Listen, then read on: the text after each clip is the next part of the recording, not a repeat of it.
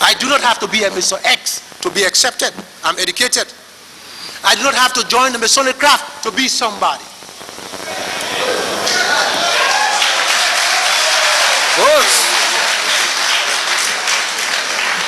I will go a step further and say, I don't have to be a member of a particular church or marry into a particular family to be somebody. This is my country. And people must be promoted on the basis of merits. There's nobody's farm. It's not your farm. It's your country. It's my country. And the same way you are passionate about a country, I too am passionate about my country. And if you institute tyranny as the nationalist and patriot, it's my duty to oppose you. And that we will do. Some people in a term that demonization refer to us as recircle politician. I said in a speech, insofar as injustice is recircled, will be around, will be recircled. Insofar there is injustice and poverty, will be around, will be encircled. Because we have to fight against this. If we must build a society of cohesion, a society of unity, we must begin to respect every man and woman, irrespective of where they come from. No matter who they are. You cannot claim any special right to the soil because your father was from Morovia, grew up. Your symbols, a young brother said to you, look at your symbols. Look at your symbol. We've been saying it for years. Years. You don't want to meet in the National Sovereign Conference and deal with this question of your symbol. They're symbols of domination. The symbols of domination. And so your falsified history must be rectified. And people say, but the history has not been written. It is not that it has been written. It's that you have not read the history. That is the problem. You've read the history that you want to read, that they want you to read. There's a lot of history out there. We deal with Liberia and the crisis in Liberia. The problem of identification. Who are we? And let me say something. It's just about a joke. I was saying to a brother in Nigeria, I said, the war is terrible. It's terrible. But there is something positive. Many of our people, especially from our so-called upper class, they have come to Ghana, Nigeria, they've gone to Sierra Leone, Guinea. I said they now realize that so-called civilized, educated women from the upper class wear African costume. They feel proud. I said, in my country, they thought only market women wore these things. Before they stopped, they went to the national functions, burning heat, gloves, bowler hat, coat. These people, I said to him, these people never thought they were African people. They never thought they were African people. That is your history. So examine your history. See the crisis that you developed. And your tragedy is that your fathers and forefathers, most of them were not courageous enough to confront the problems. So they threw the problems onto the lap of their children. And their children inherited the problems, like Tobin and others, who inherited the problems. But whether, I can tell you something, do or no do, Moja or no Moja, Pal or no Pal, PPP, the way this society is organized or was organized, it was just a matter of time. Just a matter of time. That's when we came in. Thank you. Now, against the backdrop of what has been said, and I have reference to what you referred to earlier, but Herman Cohen, former Assistant Secretary of State, against the background of what he said during the TRC hearings in the U.S., would you opine that the involvement of Burkina Faso and Cote d'Ivoire in the Liberian crisis somehow received the tacit approbation of the U.S.? Let me say, the late Ahmed Sékou Touré had said to us, A.B. Tolba had been killed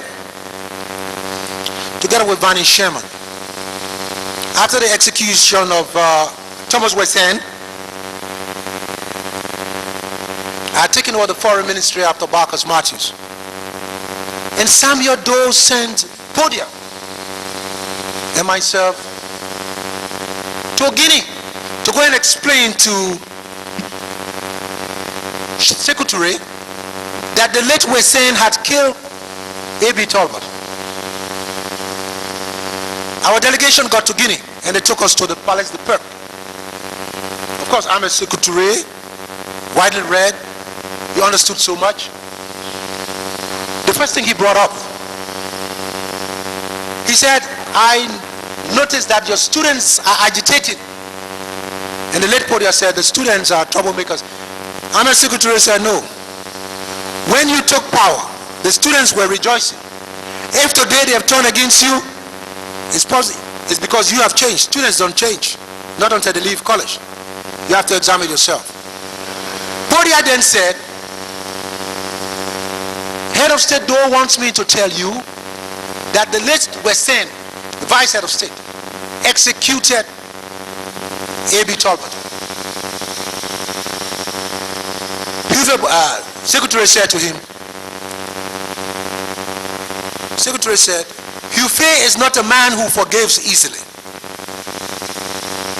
He said when A.B. Talbot was arrested from the French embassy and put in prison, Hufei Boini sent to me to ask me to intercede with Doe to free A.B. Talbot. Secretary said, I sent my Prime Minister, Lassana Biogogi, to Doe. Doe said to me, there was no problem. A.B. Talbot was all right. He will go to trial. A couple of months later, the news got to French intelligence that A.B. Talbot had been executed. French intelligence then informed President Hufei Boini. Hufei Boini again sent to President Touré. He said, I've learned that A.B. Talbot has been killed. Secretary said, I sent Biavogi again to Head of State Doe. Head of State Doe said, it was not true.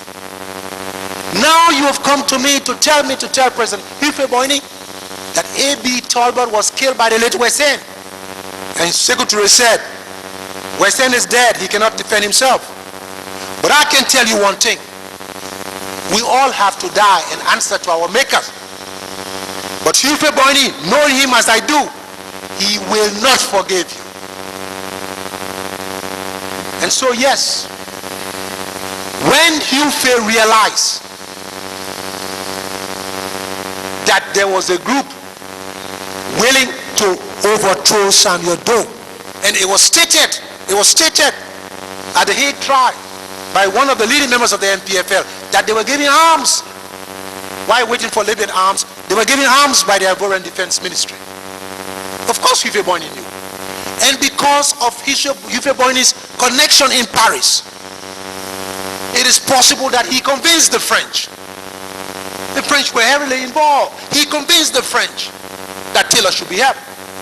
We have information from our sources that the son of the president of France, of President Mitterrand, was in contact with the Taylor people. So obviously Burkina Faso, Blaise Compaoré will only be courageous to send 700 to 1,000 soldiers into Liberia if he had the tacit endorsement of the French to Hufei Boini. Yes, now it's just possible that the French, knowing that they were going to support Mr. Taylor, knowing the connection of Hufei Boini to Mr. Taylor and his group, and also Blaise Compaoré, it is just possible that they could have sent the signals to the Americans that we can handle this. And that was the problem the Nigerians had. Because the Nigerians had the potential, they had the capacity to destroy the NPFL. They were stopped at every step of the way. And they kept saying to themselves, what is happening about Liberia? Why do we find it so difficult to get a consensus to move in with full force and stop this war? Arms were coming through the Ivory Coast. So if you like, at a particular stage, because because of the involvement of Fahnbulleh, because of other international actors, this whole internal rebellion became a vast international conspiracy to help the Taylor people to stop certain other forces who were perceived to be anti-whatever. So yes, I think, and I must appreciate what Mr. Cohen said to you people in America. He knows, he has seen the records, but we can only conjecture that there was a desire by certain international actors to ensure that Mr. Taylor took power in Liberia, irrespective of the fact that he was coming from Libya, which was a pariah state, with all his values antithetical to the values of certain international partners or actors. So yes, I believe that sincerely. And so obviously at the end, Mr. Taylor was given the presidency. But like all historical mirages, Mr. Taylor ended the way he did. He ended the way he did. Because this society is complex. It's complex. To rule a society, you have to understand the actors, the various forces. Why was it possible after a few years? Lurd, Model, all these people popping up. You cannot take power through guns and then intend to suppress people when they have already taken guns before. This crisis here, this crisis in Liberia was the crisis of leadership. 1997, the Americans, the French, the entire international community, through the instrumentality of Fahnbulleh and his people, even the Nigerians had conceded to Taylor that you are president of Liberia. You are president of Liberia. We deal with you. So why all this aggression? Why all these movements into other countries? What are you trying to prove? What are you trying to prove? So that was the tragedy. The tragedy was, as Mandela said recently, it's that want of leadership. You have been given power. Develop your country. Your opponents are in exile. And you are making the joke to your supporters. When I leave from here, some of them will come walking with sticks. They will be so old. Vision 2021. The man didn't have vision for 2001. He talked about 2024. But this was the reality. So it was a serious tragedy of leadership. And that's where we got to where we were. With more wars. With more wars. So yes, Mr. Stewart. The Ivorian Fahnbulleh is dead. But of course, we paid close attention to the trial because we ourselves did not know certain things until we started following the trial. And now the puzzle is all coming into place. It's all coming into place. Our arrest, the killing of our militants, the killing of Liberians, all these talks in Washington, socialism, communism, only to make way for Taylor. But like they say, history poses no problem for which there is no solution. Now, against this backdrop, would you agree with those who hold the view that Cote d'Ivoire, Burkina Faso, even the U.S., in a way, should pay reparations to Liberia for the kind of havoc that was wreaked by someone who would describe as the marionette? You see, my brother, Commissioner Stewart, men who rule country, or women who rule country, will have to realize that politics is not a Sunday school party.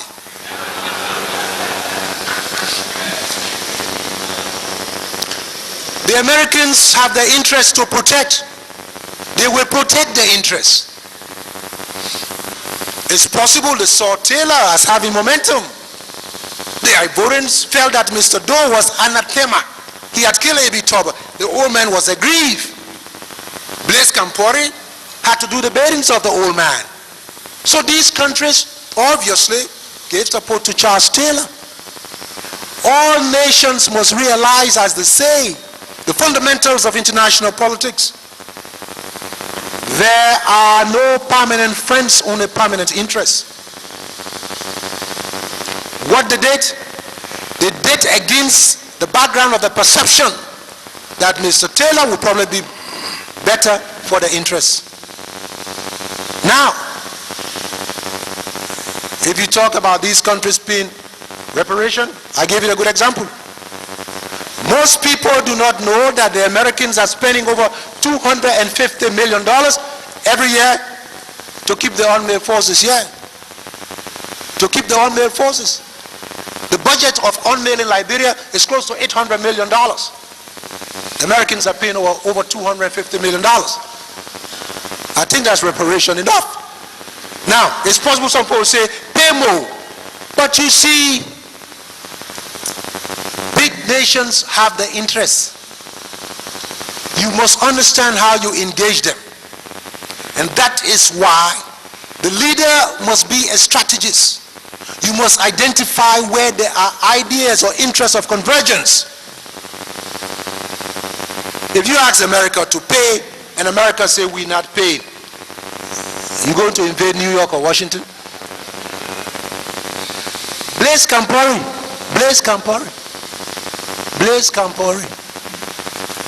I've never been to Burkina Faso. I was a great admirer of Thomas Sankara, and I always remember his famous quotation: a soldier without political education is a potential bandit. That was Sankara. I've never been to Mr. Compaoré's country, and I hope I never go there while he's there. Compaoré has been identified by the United Nations as a seller of arms to UNITA in Angola, as a trafficker in diamonds, as one of the men who fomented destabilization in West Africa. Have you heard anybody talk about Compaoré going to war crimes or so? That is the nature of international politics. Mr. Compaoré has big backers, huge backers with nuclear weapons. Compaoré is going nowhere. That is what Charles Taylor did not realize. Blaise Compaoré has been the epic center of all destabilization movements in West Africa, in East Africa. Nobody has taken him. Nobody will take him. They were even organizing ECOWAS meeting in Ouagadougou. No, it's different. You can't force them to pay reparation. La Côte d'Ivoire, they have their own crisis. They will tell you that was Houphouët Boigny. That's not us. You want to name and shame them? Do so. But what would it benefit you? Are you going to now sell the blood of your people who have died? There are over 250,000. You're going to ask for payment for the blood? Ask for payment for the blood? That they were instrumental in promoting wars? No. What we do is that we strengthen our country, educate our citizens, so that tomorrow, no army, no old man, because of his relationship with people, can invade our country, even when UNME leaves. It's our responsibility. I think to go groveling before these people, begging them, pay us reparation. Liberia is destroyed. So, other nations have been destroyed through wars. Angola, 30 years of wars. Other people have fought wars. Nicaragua, Vietnam. They are building their own country. The worst thing you can do to the memory of those who died is to say to those who were responsible, the external actors, pay us for the death of our people. You don't do that. Instead, what we do, we establish a massive monument and select a day in our history where every day we go and remind our children and their children that men died because of so and so reasons, and we must make sure that this will never happen again. That's what we can do. Let us not be beggars to those who laugh that because we were weak, underdeveloped, that they could do what they wanted to do to our country. Our duty and your duty as young men and women is to ensure that your leaders strengthen your country, empower you as young people, not to be afraid, but to be able to defend yourselves at any time. So tomorrow, these borders will not be porous. If you don't do that, and you go to Mr. Compaoré, you go to the Ivorians, you go to the Americans, what they will conclude is that these poor black people are now selling blood for money. It's not blood diamonds. It's blood for money. The people have died.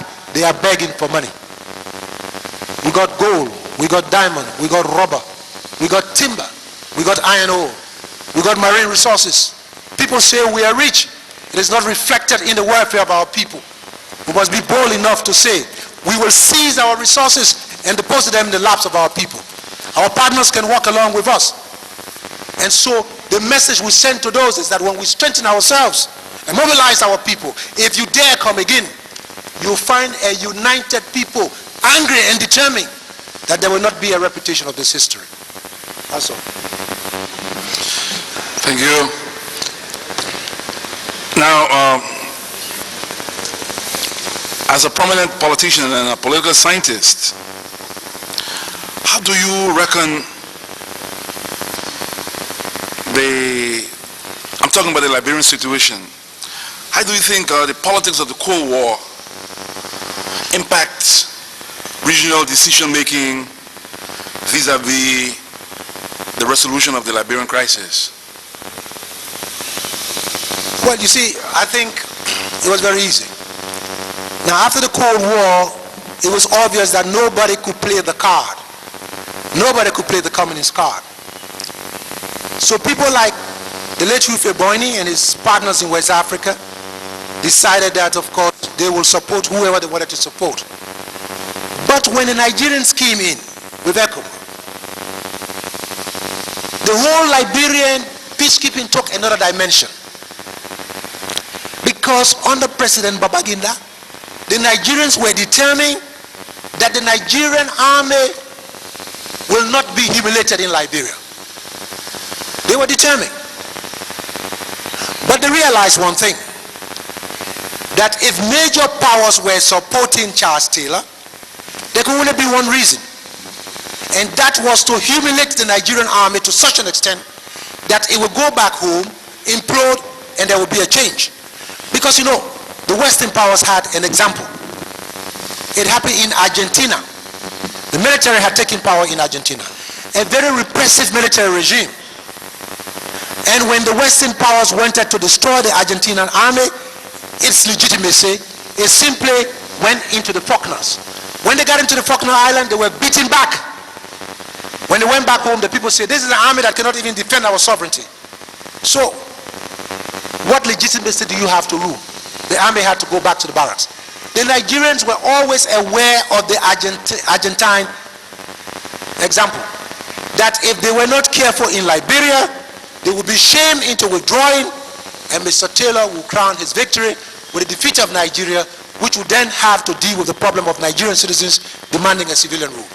And I'm saying here, what obtained here was that the French, and I make bold to say, the French have always been suspicious of the Nigerians in West Africa. Because for them, they felt that the Nigerians had this policy of Pac Nigeriana, like the Americans have theirs of Pac Americana, or Pac Britannia. That the Nigerians had this whole thing of a Pac Nigeriana. The Nigerians were also very wary of the French, because France was the only major country that supported the Biafrans in the struggle for secession. France was the only country.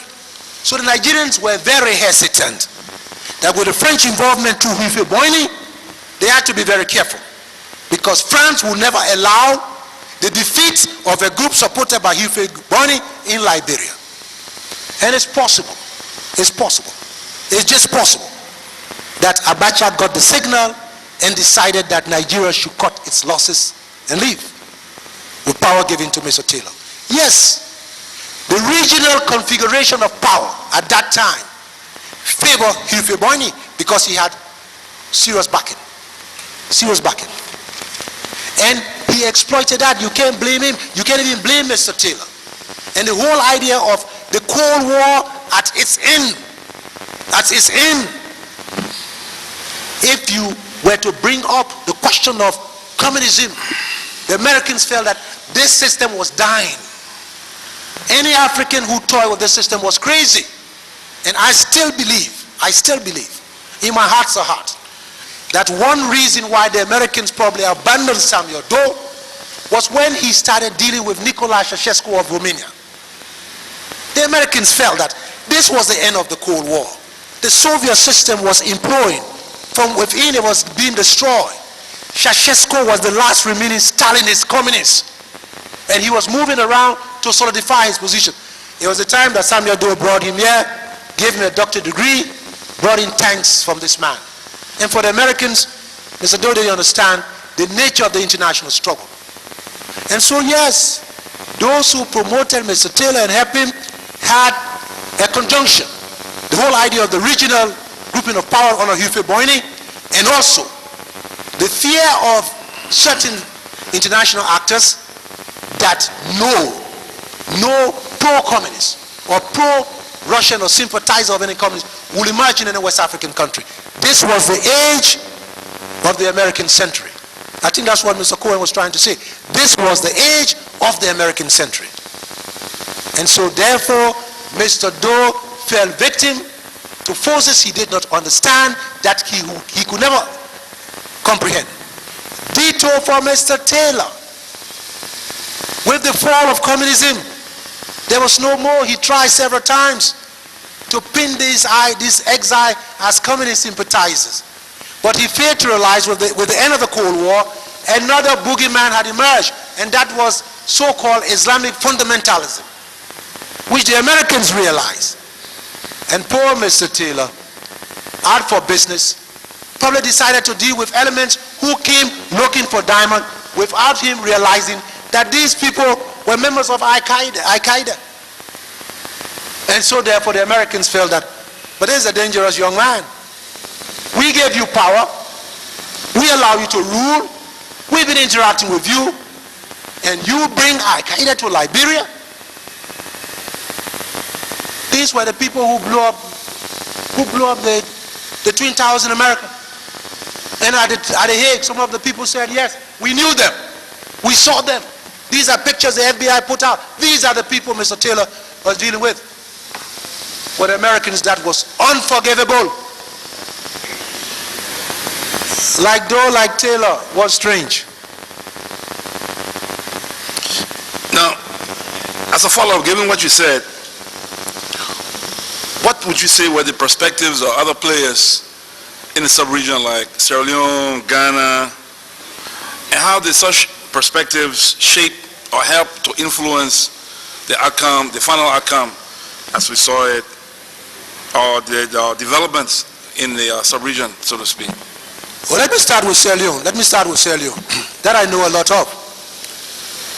I had revealed to the Sierra Leone authorities, because I found out in Tripoli that Fode Sako was very close to Taylor.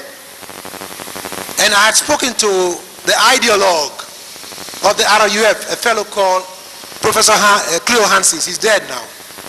The one who gave me the RUF manifesto in '87. And I had told the Sierra Leoneans that there's going to be trouble. That these guys are coming called the RUF. I have a problem with them because they are dealing with this man called Taylor. So for Sierra Leone, they had to stop whatever was developing in Liberia. So of course, Mama was predisposed to ECOMOG being formed when we realized that it would be necessary to stop any regional confrontation. The best solution would be to go in as a force. In the case of Ghana, the Nigerians felt that they would go into Liberia. They had a responsibility as a major player to stop the crisis in Liberia. And so they wanted to convince the Ghanaians to go. That the Nigerians felt that if they had come in alone, it would give the impression to the French, the Ivorians, that they were stopping the interests of certain people. So they convinced the Ghanaians that if we want to help sister African countries, we have to go as a force in there to make sure that we separate the belligerents, the fighters, bring these people to discuss. It was based on that President Momo offered his country as a base for the Nigerians who had gone in with the 1,004 men force when they couldn't stop in Monrovia. The The Ghanaian government was convinced it was necessary to come into Liberia to help. They sent forces too. The Guineans who were ready to come to those aid, but had been told that they would have to fight a war, probably with a backing against Ivory Coast and Burkina Faso, they decided to join because it was in their interest to ensure that no pro-Burkinabe or pro-Ivorian regime took power in Liberia. And if you notice, President Dawda Jarawa of the Gambia was then the chairman of ECOWAS. Every Francophone country refused to be a part of the initial ECOMOG. The 4 countries, except Guinea, the countries which were involved, Nigeria, the superpower of West Africa, Ghana, Sierra Leone, Gambia, and the one country which still maintained its position like Secretary did, that it would be non-aligned and neutral. These 5 countries. Ivorians refused to come. Of course, Burkina Faso was not coming. The Senegalese refused to come at first. The Togolese said they were not coming. Benin said they were not coming. So the ECOWAS force was only the force of English-speaking West African country plus Guinea. And so the reality then was that you had to now get into Liberia by hook or by crook. And once Samuel Doe sent out the message that he would turn over power to anybody except Charles Taylor, an interim government, as I said, was formed. And ECOMOG responsibility was to bring in the interim government, install the interim government, divide the belligerents, separate them, go for a peace conference, and try to resolve the Liberian crisis by taking very little casualties. But you know the history. Taylor refused, established his own government. He said he was not a gun for hire for any politician, and he would fight until he got to Monrovia, fighting in shore, with the backing of his key supporters, the Libyans, the Ivorians, the Burkinabes, and as we have found, others who felt that they could exploit the situation.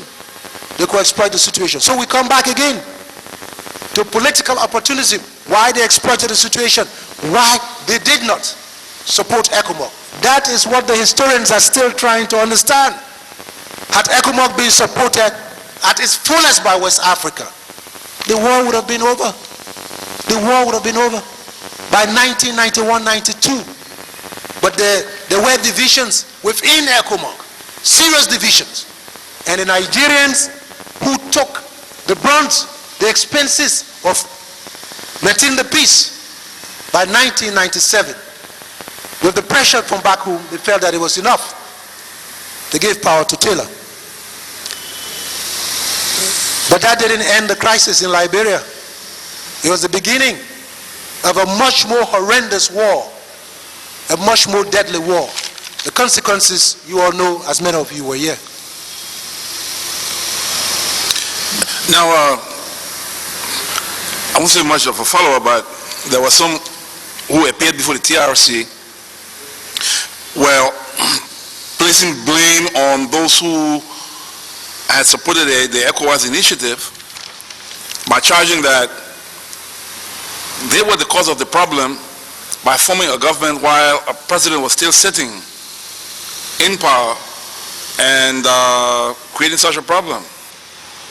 Of course, there are those who dismiss that. What would you say? But you see, it was very interesting because that's very interesting.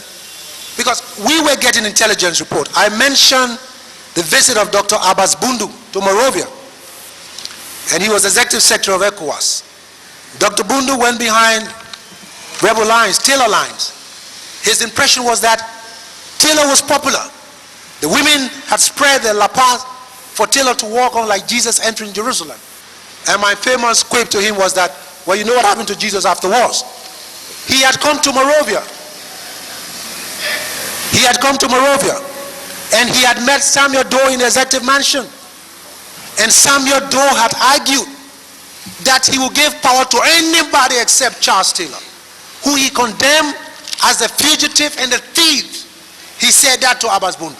And he said, I am ready to move from this mansion with my feet first before giving power to Taylor. So we understood this was going to be a fight to the end. Taylor on one side, over the BBC, referring to Samuel Doe, don't mind that boy. We're not stopping for that boy must come down. Doe on the other side, refusing to accept the indignity, saying to the executive secretary of ECOWAS, who had been sent by the leaders of West Africa, I'd rather die here than turn power over to Taylor. And so, the idea of the interim government was the middle road. Doe is ready to go. He's ready to leave Liberia. If Taylor is interested in elections, let him stop where he is. Let's negotiate. This interim government can only hold power for about 1 year. It will go. It's a temporary solution. He refused. If ECOMOG had not come in, I can say something to you. It will have been a total destruction of this country. It would have been a war which would have engulfed the entire sub-region. Because if ECOMOG had not come in, the Guineans were determined to come in. Based on the ECOWAS Defense Accord, they would have come into those on those side. The Nigerians would have come in on those side. The Ivorians would probably have been forced to give more support to the Burkinabes to come in on Taylor's side. This would have been a battleground fought by proxy armies of certain international actors. Our calculation was that the interim government was the only temporary solution. Bring in the interim government. If you control 90% of the population, you control the country, then let the interim government come and then go for election in 1 year. They refuse. They refuse. And they attack ECOMOG. The war dragged on. So for those who say, if you had not come in, that again is how policemen think. If Mr. X doesn't go here, why won't happen? It doesn't. If Mr. Taylor had agreed there and then to calculate as a political strategist and say, look, the people want me. I'm popular. In Monrovia, they're saying, let the Taylors stitch everything together. People are shouting, I'm over the radio. The BBC lady told me, I said, why are you always calling Taylor? They said, Taylor is radio. People like to hear him. If you had that support, then go 1 step backward, 2 steps forward. Say, I will hold on to my position. Let the interim government come. But I demand we have elections within 9 months. Why did he refuse? Who told Taylor to refuse? It was very simple. Taylor too must have heard what Samuel Doe said. And Taylor's calculation was that if he allowed the interim government to establish itself, the horrors taking place behind his line would be revealed because ECOMOG would go behind there. And once ECOMOG revealed the horror, the masses of the poor would drift down to Monrovia and election would have been lost by Taylor. That was his calculation. I'm convinced, beyond all reasonable doubt, that's why he formed his government, NPR something government in Banga. As simple as that. So to those who say, if ECOMOG had not come, I said, please, if ECOMOG had not come, probably we would not have had a Liberia. We've had arches. Because the Guineans came in ECOMOG. The Nigerians came in ECOMOG. They had the force, the potential. And probably if you say, then Doe would have been in power. Who knows? Historical conjecture again. Who knows? Now, if I should digress a bit, the late Bacchus Matthews, sometime before his death, and this was right around the time when I was much talk in the air about memorializing the affecting officials, government officials who were executed, and an apology from the Liberian government for the execution of those 13 individuals. And in response, more or less, the late Bacchus Matthews had declared that he would have sought, or would have come to the TRC and would have sought to make a case for reparations for those who were killed by the security forces in 1979. Would you have supported such a call? Do you think it was such, was it a befitting call, more or less. But Matthews, I always say Barcus was a tactician. He realized what he was doing. And this whole idea of reparation, I think he was trying to say, okay, here we are, at this point in history where we are now recognizing the 13. And when you recognize the 13, you are blaming me for my agitation. Let's go back to 1979. What about those who died? And let me say, I will say what the actress and singer and activist Mara Makeba said one time. She had a beautiful song praising Sekou Touré, and she was condemned by some people that Sekou Touré was a tyrant. And Makeba said, in life as in history, we have the right to select our own heroes. We must select our own heroes. For those who feel that the 13 officials were the heroes, don't begrudge them. It's good for them. But we have our own heroes. We have our heroes. Our brothers who were killed in 1979 during the rights demonstration. T.R. Bracewell, who died in Belayala. Jua Nimle, and so many others. Koli Tamba, Raymond Horace, all these people, these are our heroes. If anybody feels that they have a right to erect monument and to build law courts or so and name it after a man they consider a hero, then we say to these people, this hero of yours presided over the exoneration of men who killed a guy called Berry because he took a kidney from the shop and put in his mouth. Now, if you want to call that man your hero, we have our heroes too. We have our heroes. At the moment they are not recognized, but the time will come when the history of this country is written, they are going to be recognized. So let us don't say we want reparation for anybody. I come back to this idea of asking for blood money. These are historical realities. People were killed because these people felt threatened. They had no regards in the slaughter of these people. But we will never endorse their interpretation of who the two heroes of this country are. That's their perception. They are free to hold that perception. Let them choose the heroes. We will choose our heroes. As simple as that. Why quarrel? Why quarrel with anybody? Somebody mentioned here the case of Matilda Newport. I say to people, but when they have vacation, holidays, Matilda Newport, I don't observe holidays. Somebody said Topman birthday. I think it's buried somewhere there. They say Topman birthday, I go to work. I don't recognize him as a hero. But you can recognize him. That's up to you. If you feel he was a great president of Liberia, I never thought he was a great president of Liberia. So please, allow the people to honor their heroes. We must honor our heroes. And that is why,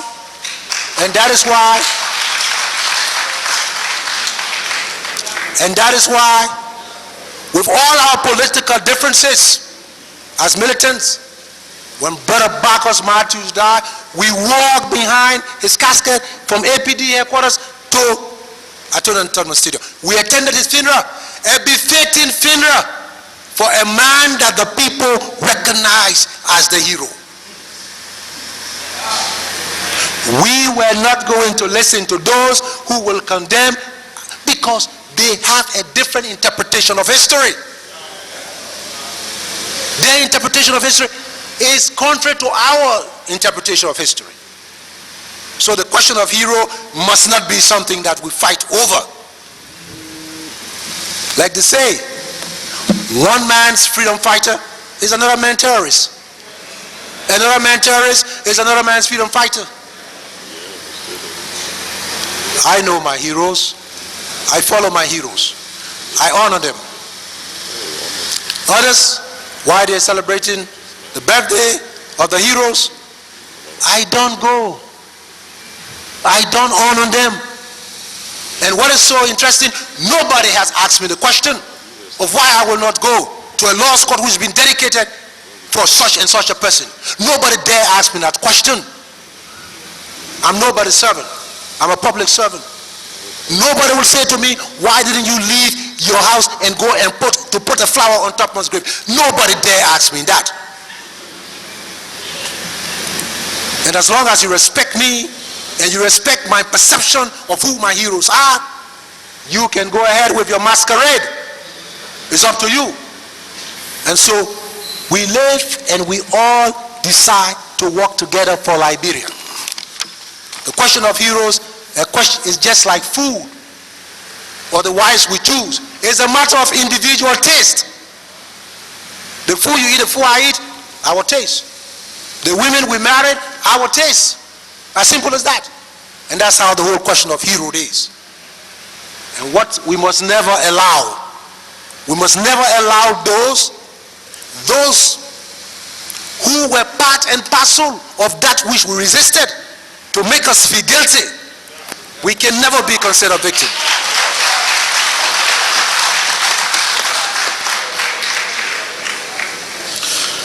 Finally, as we engage in the TRC process intended to contribute, so to speak, to lasting peace in Liberia, from your perspective, what would you consider as potential threats to peace and stability in Liberia and in the sub-region on the whole?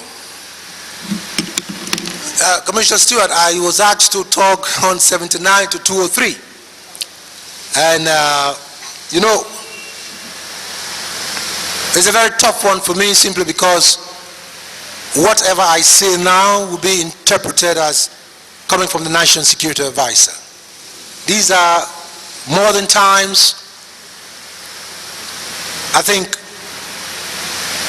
I will just be superficial as much as possible. You don't have to answer if you... No, I will be superficial, very superficial. I think there's a question of the democratization of the space that we have here. We must find a way whereby the next political dispensation we can decentralize power as much as possible to the rural areas. The involvement of the people in the selection of the leaders at the various levels, the electing officers like superintendent and the local parliament. Every county has its own local parliament. We must move away from this idea that people who represent district represent an entire country. We must bring more people on board in the legislature. I mentioned having about 25 or 30 seats put aside for representatives of the workers' union, representative of the farmers' union, representative of the religious council, representative of the student movement. So if we go into a legislature of 64 elected representatives, we must then have about 35 or 40 representatives cutting across all tribal groupings, represented institutions. Bring people on board, more people on board. Engage the people. Our teacher Malemu Nerere taught us that in the third world, a leader does not just give instruction. A leader is also a teacher. You have to engage our people constantly. Obviously, there are people who feel serious grief. There are people who feel they have been wrong. Our duty is to engage them. It's not that you change the hearts, but we engage in them. We talk into them. Regionally, steps have been put into place by ECOWAS to handle the situation, that there can be no more eruption like the Liberian Civil War that spill over into Sierra Leone, that spill over into Guinea, that spill over into the Ivory Coast. ECOWAS has put into place mechanism to address these things. The United Nations has put in place mechanism to address these things. Locally, what we probably need before our next election is to have a national sovereign conference where representatives of all the people, the chiefs, the farmers, the students, the workers, the market women, representatives, we can all sit down and discuss for a month what is the itinerary of the march. Where do we go? After elections in our country, what then do we do to get our people involved? This is necessary because the people who resent power the most, the people who resent power the most are those who feel that they are marginalized without any attempt to reach out to them. In any society, not just in Liberia. It's a matter of calling people and discussing. Because we were getting worried. I for one was getting worried until people started saying, but we seem to be going back into the same thing. And they say, Fahnbulleh, we condemn you. Because while you're preaching, when it came to the last election, you didn't support a populist candidate. And I said, excuse me, running a modern state is a very complex thing. You don't play with people's destiny like that.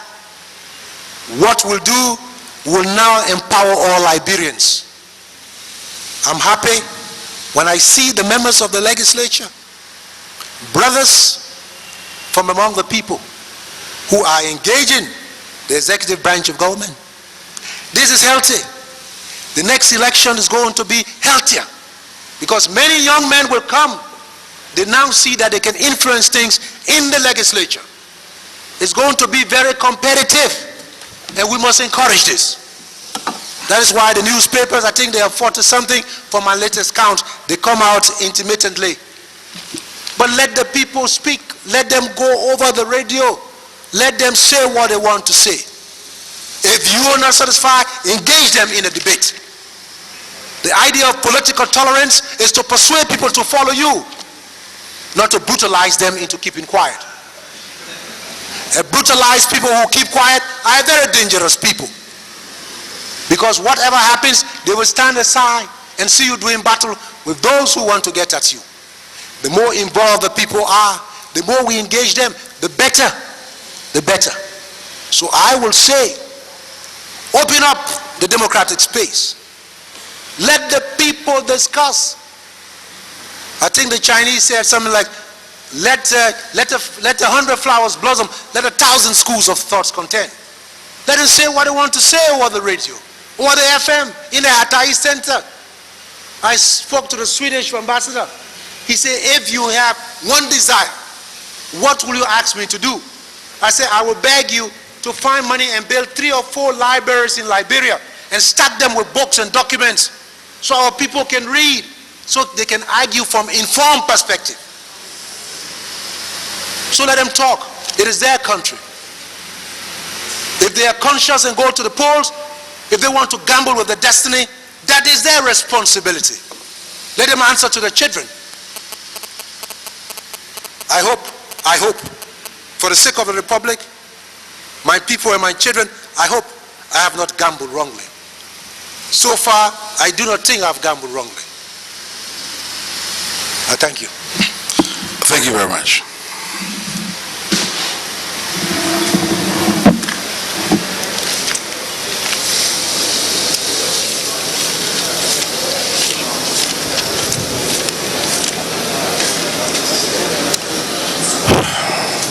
Dr. Fahnbulleh, thank you very much for the elaborate and wonderful presentation that you just made to us. First of all, I was very impressed by your depth of knowledge and understanding of the struggle here in Africa for freedom, liberty, and justice for all. Secondly, I was also inspired by your passion for what you believe. And thirdly, your honesty to accept responsibility for what you did after 1980 and not pass the buck, but rather be willing to work in rebuilding and changing things for the better. I also agree with you that historically a time had come in history where change was inevitable Our only point of difference may be the methodology of that change. So my first question has to do with the point that, do you believe that the methodology of change can affect the influence of the change at the end? For example, we had a change that involved a violent revolution, whereas there have been other historical examples of revolution. You compare the Russian Revolution, which was the French Revolution rather, which was violent and bloody, with the so-called Glorious Revolution of England, which was more a passive but yet focused change. So, would you like to comment on that? I mean, could there have been another option for our Liberian change, or the so-called African perspective? Especially when I look at the issue that in 1982, there was scheduled an election, which made within about 3 years. And already the Chui Party system, confronted with the global issue of respect for human rights, the United Nations, and all the other pressures, the battle against the communist forces, had sort of made, and then especially the death of Todman himself, had reached us to a point where it seemed that automatically that process of change could have come if it had been properly balanced and channeled with the right ideology and vision of leadership. So could you please give us a little discussion on that possibility or prospects? I follow what you're saying. You see, the methodology used in terms of violence who was not brought about by those who were agitating for change. I'm glad you mentioned that an election was scheduled for 1982. So I go back and say, and I quote Albert Port, who is an authority on this, since we're dealing with a hypothetical situation. So what happens if the government of Talbot had listened to Albert Port? What happened is the police had not opened fire on April 14, 1979. What happened if the Talbot government had only said, let them demonstrate, let them go ahead. They are naughty boys. Let's give them some, if I give them the police ban, let them march to the streets of Monrovia. So what would have happened? I ask you, those who were agitating, I made it quite plain that we had analyzed the situation. We were focusing on an election of 1982. And we had our forces in place. We knew that, and we were being very practical politicians. The leader of our movement, Dr. Tipote, was from the southeast, had grown up in Monrovia. On the other side, Dr. Reverend Tyre was from Nimba County. This was an amalgamation of the Cry and the Mendemel group, with a scattering of people from Monrovia who believe in our politics, who felt there was a need for change. Like the young men and women who had gone to the Bikiana Congress of the Tui Party and had demanded that certain changes be made within the structure of the Tui Party to reflect the ethnic balance of this group. So what would have happened if the Tui Party had listened to Albert Port and refused to have a confrontation to show that it was in power? What would have happened? It's possible that there wouldn't have been a violent change. It is possible that Mr. Talbot would have retired in 1982 after presiding over in elections. And let me be bold to say, it would have been possible that Moja would have won a free and open election, and the process of social transformation would have continued, and there wouldn't have been any bloodshed. So you see, historical hypotheses can be very fluid. They are volatile. What are we talking about here? We're not talking about young men and women who consciously say we need violence. Although some of us had read Hegel, we understood lordship and bondage. We understood the classics. We had read The Force of Violence in History by Frantz Fanon, Bismarck, The Politics of Iron and Steel. We had read all of that. But the Liberian society was not developed to that level. I think what sparked this gamble for the winning of support was the fact that PAL was taking advantage of the possibility of mobilizing people around the rice demonstration Moja was on his way to register a political party to begin to agitate for 1982. I think with the reality in a society, the students at the University of Liberia demanding changes at Cottonton, students asking to be heard, I think the panic came from within the Tuwi party. Men who had not been used to this kind of confrontation, which was moderate, but any stretch of the imagination. People acting within the confines of the Constitution. No group had arms. PAL did not. When they transformed into PPP, they had no arms. Moja had no arms. I sit here, I can state categorically. So, what happened? Who introduced the question of armed violence into Liberian politics? Was the Tuwi party. Was the Tuwi party. And after they introduced the armed violence, they miscalculated. For the soldiers they were depending on, since realized that with the guns, they could go one step further. They could take power. Why they brought us in? Because they were looking for legitimacy. We are the people agitating for democratic transformation. We were the people on the line talking about opening up the democratic space, allow the people the right to choose their leaders. My movement, Moja, had even gone to the extent of putting forward Brother Sawyer as a mayoral candidate. We wanted to test the system to see whether they had in place the mechanism for free and fair elections. Of course, they aborted the elections. So, yes, it would have been good. It would have been good if, of course, we did not have the violent response. If we had leadership materials that realize that in dealing with aggrieved people, you can use water cannons. You can use pepper spray. You don't have to use live ammunition. When you put the people's children in a mortuary and they see the dead bodies of the children, they only pray to God that your time will come. That's all they can do. So I throw the question back to the learned commissioner. Do you think the methodology of the Tuwi party moving towards election, the transformation of the regional and international system, do you think that if the leadership had exercised the tolerance, the patience and the understanding, it could not have handled the demonstration and save us from the tragedy that we experienced? If this was an enlightened party, if this was a party of men who were conscious of their responsibility to society, why the show of force? Why the show of force? What did you want to demonstrate? What did you want to demonstrate? The various wars you fought in this country were different wars.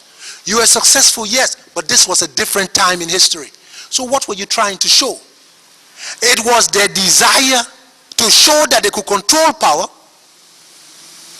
And let me say this. I remember very well, after the rice riot, there was this talk against Mr. Talbot by certain elements of the oligarchy of the Tuwi party that he was weak. He was not decisive enough. And the son of one of such men said to Dr. Zamba Liberty, my father says Talbot is weak. What we need to do is to carry out a massacre or a few of these rabble-rousers, noisemakers, and we can hold this thing for our children for the next 50 years. So I'm convinced that they were trying to prove a point. That this agitation for them was not confrontational. It was annoying because of the arrogance. So they would teach these upstarts a lesson. They would teach these jigger-fleas a lesson.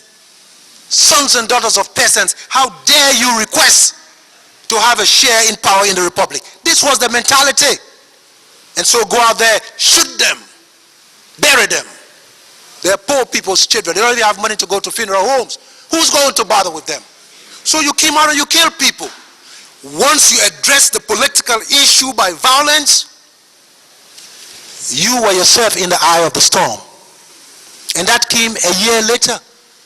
How do you blame us for that? How do you blame those who are agitating for the rights of the people to vote? We didn't bring the soldiers on the streets. We didn't train the soldiers. You did. You did. And that is why a leadership must be wise. A leadership is not by only by dressing in white, waving a stick in your hands. That's not leadership. It's in understanding the tempo of the society, where your people are going, what they believe in. And I am convinced, beyond all reasonable doubt, and I say this here with all sincerity, on the morning of April 14, 1979, if Mr. Talbot had said to Mr. Albert, I will accompany you to these people. These are children. These are little boys. What do they understand? I will accompany you and I will discuss with them. And what I will do, they say they can bring rice for so price, I will give them $10,000. Let's bring rice, let's see. Oh, you want to demonstrate? Go ahead. Go ahead. But if your supporters behave unruly, you are going to be irresponsible.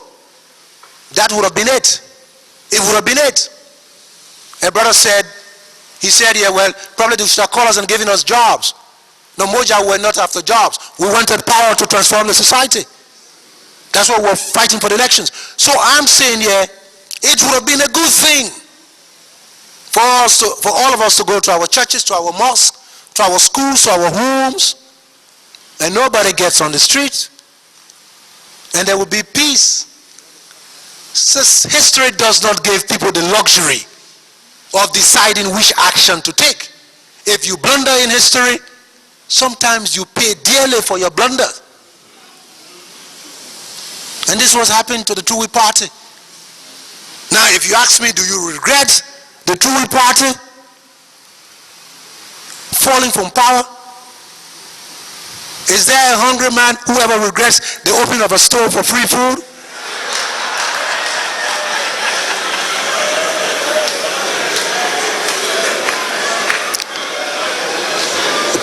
Politically, we'll have to do more study of the Tuwi party.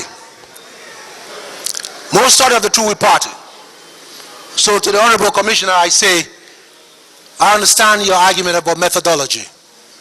I would have rather the Tuwi party had wiser men, or the Tuwi party had listened to the young people at the Buchanan Congress, had carried out the necessary changes, had embraced the people of this country. And if Mr. Talbot was bold and decisive enough, he would have thrown his lot with the people and not be dragged into the depth of conservatism by the old guards who wanted no change, who were not in favor of change. So if you like, Mr. Talbot was a sacrificial lamb. In history, we do not recognize good intentions. Practical deals are what matter, not good intentions. You can be Jesus Christ. It's not for nothing he hasn't come back after 2,000 years. Good intentions are one thing. Practical reality is another. Mr. Talbot, for some people who says, Mr. Talbot was a good man. He had good ideas, good intentions. Poor Mr. Talbot. After Topman, history did not give you that luxury. Did not give you that luxury of keep on believing in good intentions. The people wanted transformation. If you were not about to accommodate the wishes, Mr. Talbot, you had to be a sacrificial victim, your own people. And the people will show no sympathy, and they show no sympathy. Please, for the young men and women who are part of the Tuwi party, I think you have to do a serious introspection of the shortcomings that brought us to where we are today. We wanted elections. We are Democrats. Even we are revolutionary Democrats. Like those you believe in America, the founding fathers. We are Democrats. We wanted elections. And I said to you, yeah, we were convinced that election in 82, we could have won such elections. But it was you who thought you could gamble with violence. You gamble. And you know what happened to gamblers? Sometimes they win, sometimes they lose. Serious, you lost. You lost. And that explains our tragedy. Thank you. Thank you. In summary, I understand that what you're telling me is that we regrettably lacked righteous leaders at that transitional point. Because just as you said, why didn't Talbot or the Chui party make a change? They couldn't have. They were filled with the inertia of their history of 100 years of selfish rule. So the change had to come from those who were making the initiative to change. They should have had the wisdom to know better. Like you said, Mr. Matthews maybe didn't have that, and he was naive in just trying to approach a system with people who thought, where he thought they would have just, naturally given up. But that was a naive approach. But others, like yourself and others who have that understanding of the historical struggle, somehow would have felt there should have been an understanding and a clearer plan. Because if somebody else even had offered the sacrifice of Talbot, let's say he became a sacrificial lamb, but somebody else offered that sacrifice, the transition into a peaceful Liberia would have been smooth if it had not been for the fact that you take someone from a difficult environment, full of resentment and concern about being not given any hope in life, and you put that person in a position of power and seat. It's not easy. So that was just my thought of reflection when I asked that question. But Commissioner, let me say something about that. And it's very interesting. We must not put on the blinkers of policemen. It was not Talbot, he was symbolic of a system. He represented an oligarchy. And what I've been trying to say to you and others is that you say, me, myself, Boima Fahnbulleh. This was a man who was demonized. There was not a time when I was even called, or any of my people, to say, can we discuss about the future of Liberia? We were hounded. Security people in the classroom, not to listen to our lectures, but to hear information. Now, if these people were suffering from historical inertia, they couldn't move, then probably we should ask ourselves the question. If they couldn't move, then what gave them?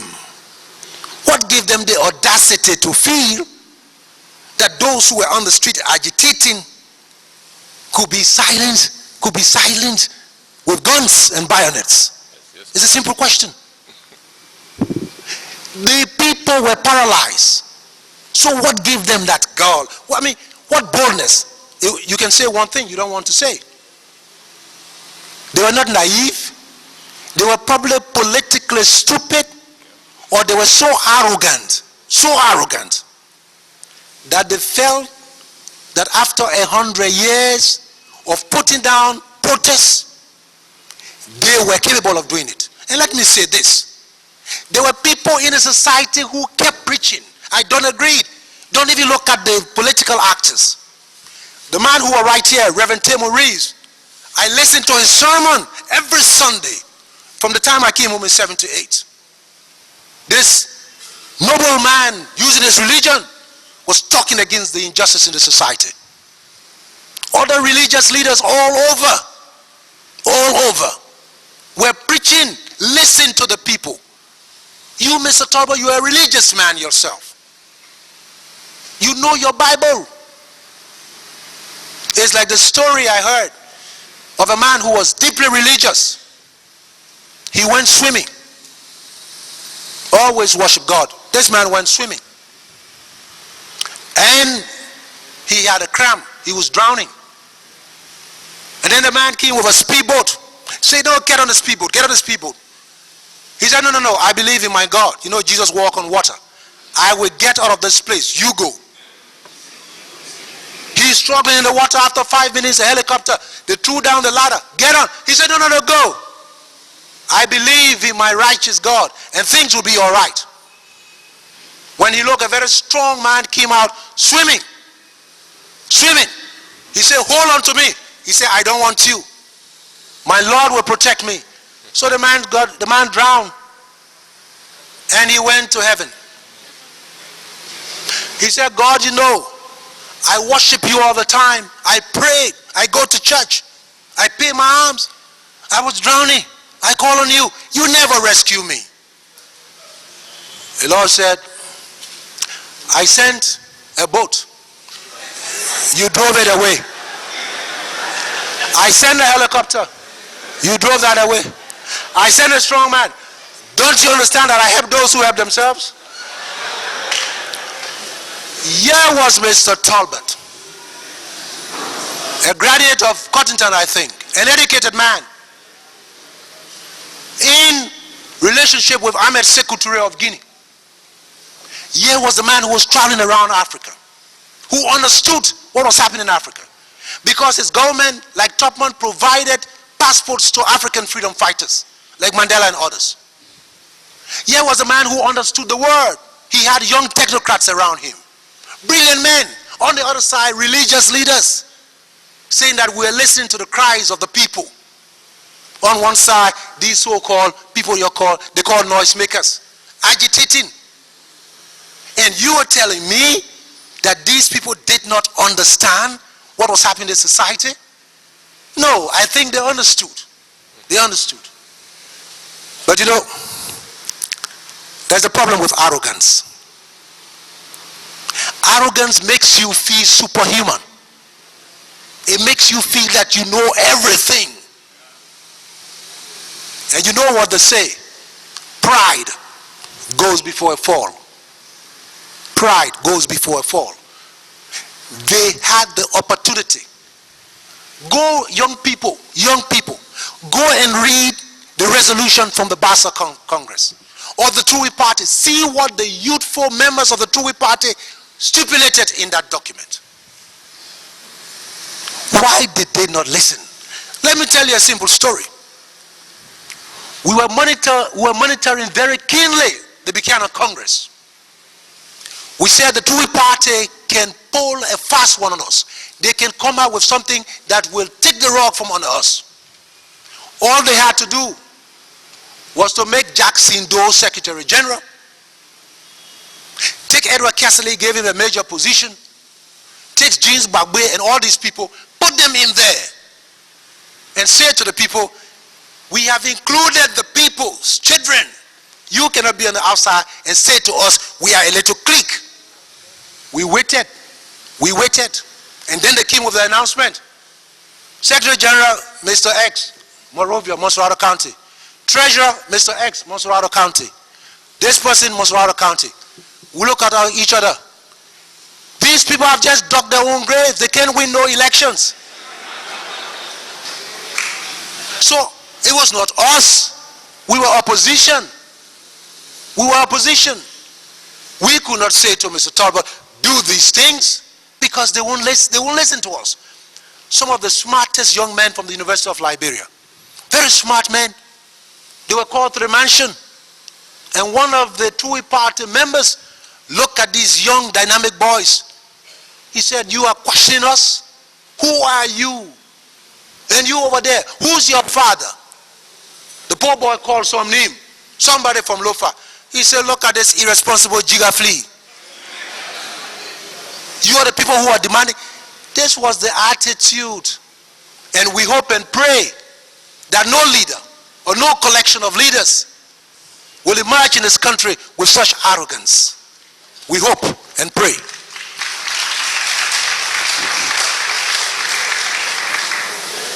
Thank you. Well, unless we separate from Satan, that may not happen. But anyway, the next question. Why do you think that the Liberian people gave power to Taylor during the time of the election, knowing his track record of what he was like, as compared to, for example, yourself who ran during that time and others? What's your thinking on that? First, let me deal with Satan. What you say? You see, man creates the devil in his image.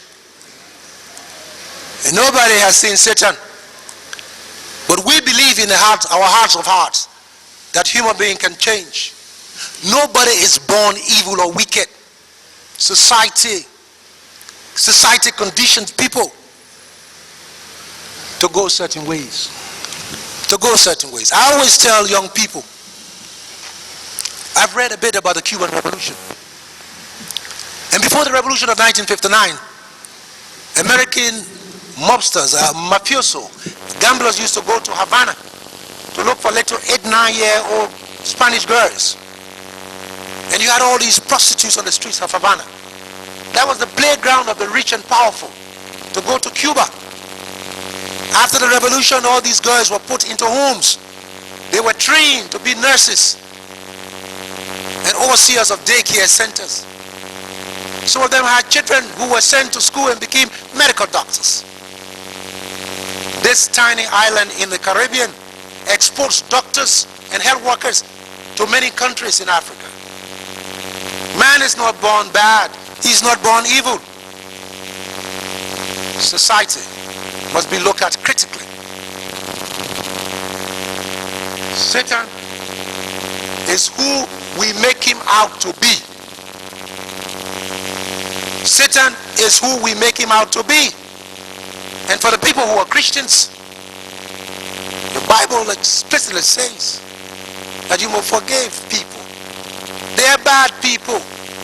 But when the system is changed, when society is changed in such a way that people are catered for, provided with skills, you probably will see something different. Some of your little boys in the streets who are selling today could just become medical doctors and engineers. You don't know. You don't know. Give them the opportunities. But let me say, the elections of 1997, the commission says, why? Let's assume, for the sake of argument, let us assume that the Liberian people voted for Charles Taylor. What was the driving force of these people? What was the motivation? It's simple. They wanted peace. They wanted an end to the war. As Taylor was saying that, I will not stop until I inherit power. The people were suffering. They wanted an end to it all.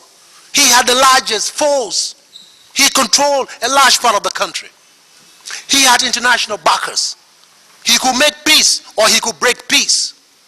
The masses of the Liberian people, war-weary, tired, hungry, were not going to listen to any idea of societal transformation. That's a pipe, for them it was a pipe dream. They wanted an end to the war. I remember talking to a university student.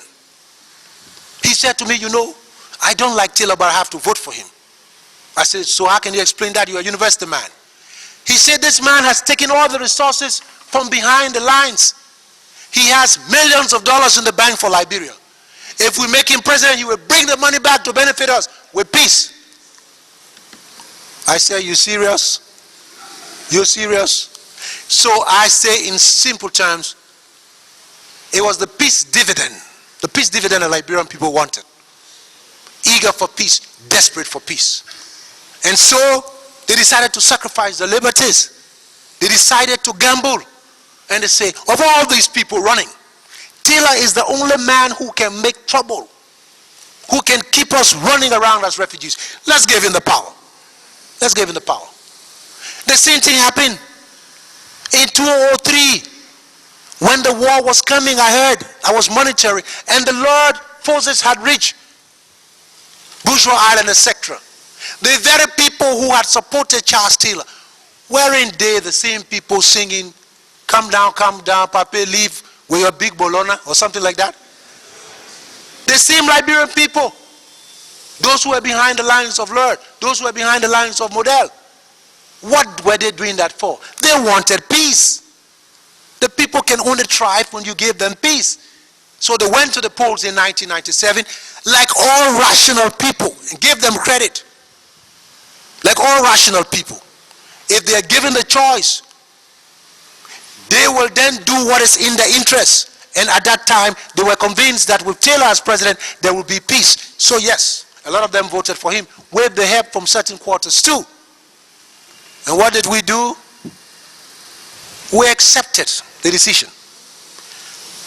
Because in history, one does not force historical changes when they are not about to occur. It's like picking a green plum and putting it on the bed. Even when it turns ripe, it's still green. When you eat it, it's sour. It's the same thing with historical transitions. We started to leave Mr. Taylor to run the country and let the people see the reality. That's what we did.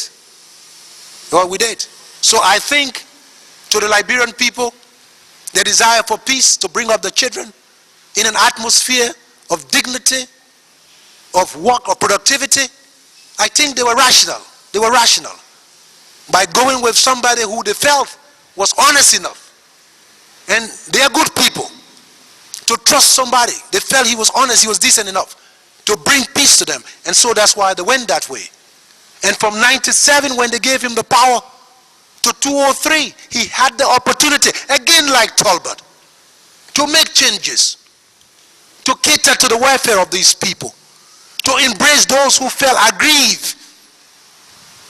He did not have to institute terror. He didn't have to slaughter tribesmen from Grandjire, of course, on Camp Johnson Road, in his quest to get Roosevelt Johnson. He didn't have to molest people from Ulimo who had gone out of the country, and then thousands of citizens fled.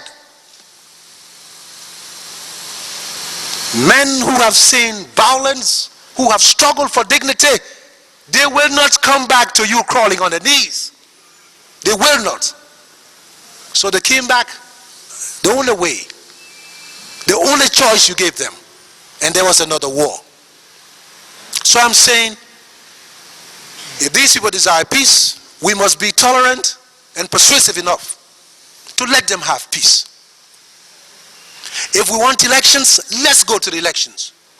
If we do not win, it is not because the people don't understand our language, probably because of the rational instinct. They decide then and there to go another way. It is our duty to constantly engage them. For to lose faith in the people is to lose faith in the destiny of the very nation that you want to run or you want to rule. So let elections come. Those who don't win, prepare for the next election. Prepare for the next election. The time is drawing very near when I will have to leave, appoint a political office. And I say to people, I hope my people will probably give me the opportunity to serve in the Senate as an old man, because as long as I am not crippled, God forbid, I hope I can serve my people. But the time is coming very soon that I've played my role and I won't be able to accept political appointments. I've passed that stage. I'm an old man. I'm an old man. Most of you will probably not even guess my age, because people assume, some people think it's my father. No. I just celebrated my birthday, July 16, 1949. That makes me 59 years old. I'm an old man. The time is coming when I have to leave. I do hope that these years of struggle, I've managed to enlighten some people, and these young men will come after us to carry this struggle to its logical conclusion. Thank you again. That's very well put. I hope, though, that we have learned that he who lives by the sword will die by the sword. The next question is, who do you think, or have you come to understand who the U.S. support, who was given that U.S. support to Kuempa? Because you gave us a very beautiful analysis of the fact that your alternative plan to him was a political approach, where there could be a joint party created where he could be carried on that platform. But somehow, because of the opportunity that came to him for the support to use the military strategy, he chose to follow that side. So I know, of course, you may want to not withhold names, so I don't want to go into detail. You feel that it's delicate to answer? No, you can please leave that alone. I will answer. So, But first, let me deal with this biblical saying the commissioner mentioned. He who lives by the sword should die by the sword. That's what the commissioner said. And let me say, my reading of history does not convince me. Does not convince me. The Bible says the children of Israel had to fight wars against the Philistines. All the great generals of the Bible, Jeremiah, Gideon, all of them were great generals. In Israel today, all the great leaders of Israel have been generals. They have fought for the survivor. The sword has got double edges. It can be used to protect, it can be used to harm. It depends on who holds the sword.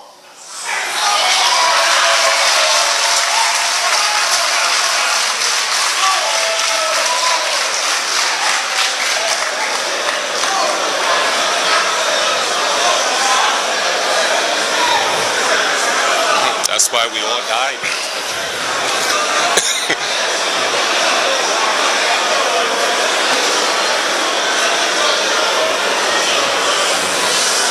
Mr. Commissioner, from the time of antiquity to the present, nations have fought wars. The people of Japan were the first to experience the dropping of the atomic bomb on Nagasaki and Hiroshima. Men have fought. The man you hold as a historical icon today, Nelson Mandela. As a young man, he was the leader of Nkonto Waswize, the arm wing of the ANC. The leaders of America have protected American interests by going to war. So have the leader of Britain. Armies are created by nations to protect their interests and protect the people. These are swords. There are some American presidents, British, French presidents, who led armies into war, like Eisenhower, etc. They fought wars. Men died under their control. They lived to a ripe old age. They died and were given hero's burial. Somebody who I do not admire in American history, Richard Nixon, the bumping of the people of Vietnam, the dropping of Agent Orange, the mutilation of thousands of Vietnamese. He lived to a ripe old age. We must not take the Bible out of context.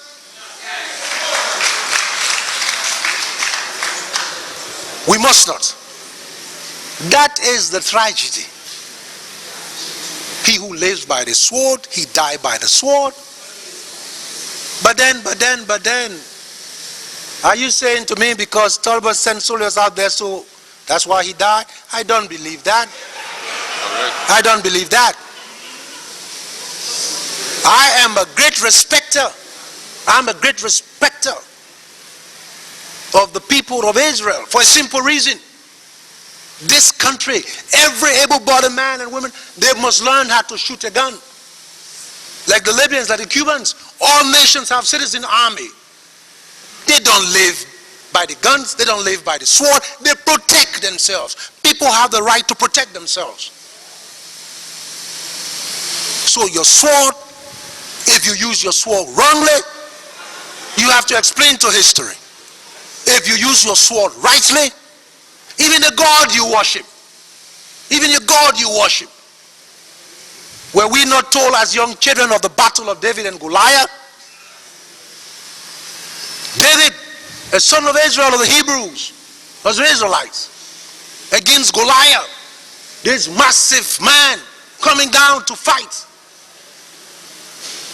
Did God tell David, run away, as the Bible says? No, use your swing. And David killed Goliath. That's your Bible. Your Bible says there. And so Jesus went into the temple and whipped the merchants. Jesus did not pray to the merchants. Jesus whipped the merchants from the house of his father. And you say, I live by the sword, I die by the sword. We will all die, Commissioner. We will all die.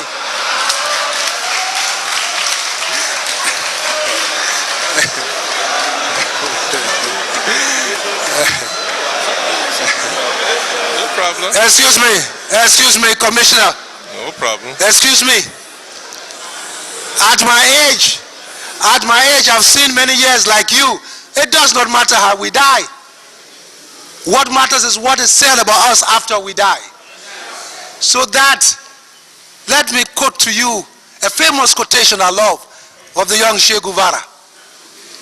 Wherever death may surprise us, it will be most welcome, provided that this our battle cry reaches other receptive ears, that other men come forward to intune our funeral dirge with the staccato of machine gun fire and new cries of battle and victory.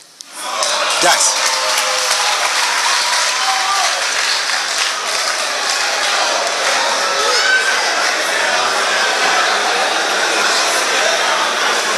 Mr. Commissioner,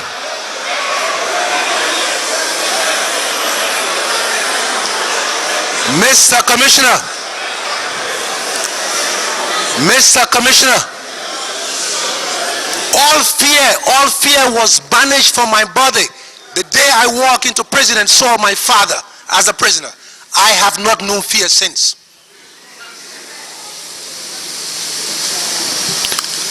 You only have to ask those who struggle with me. I don't.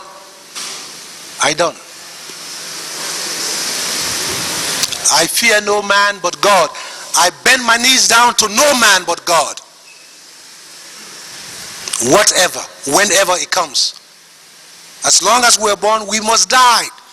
And this is what I have problems with people who profess to be so Christian.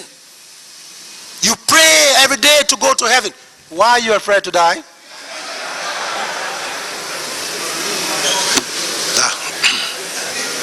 Could you answer that? The question though, I like your expressions, but the question you said you were going to answer for me.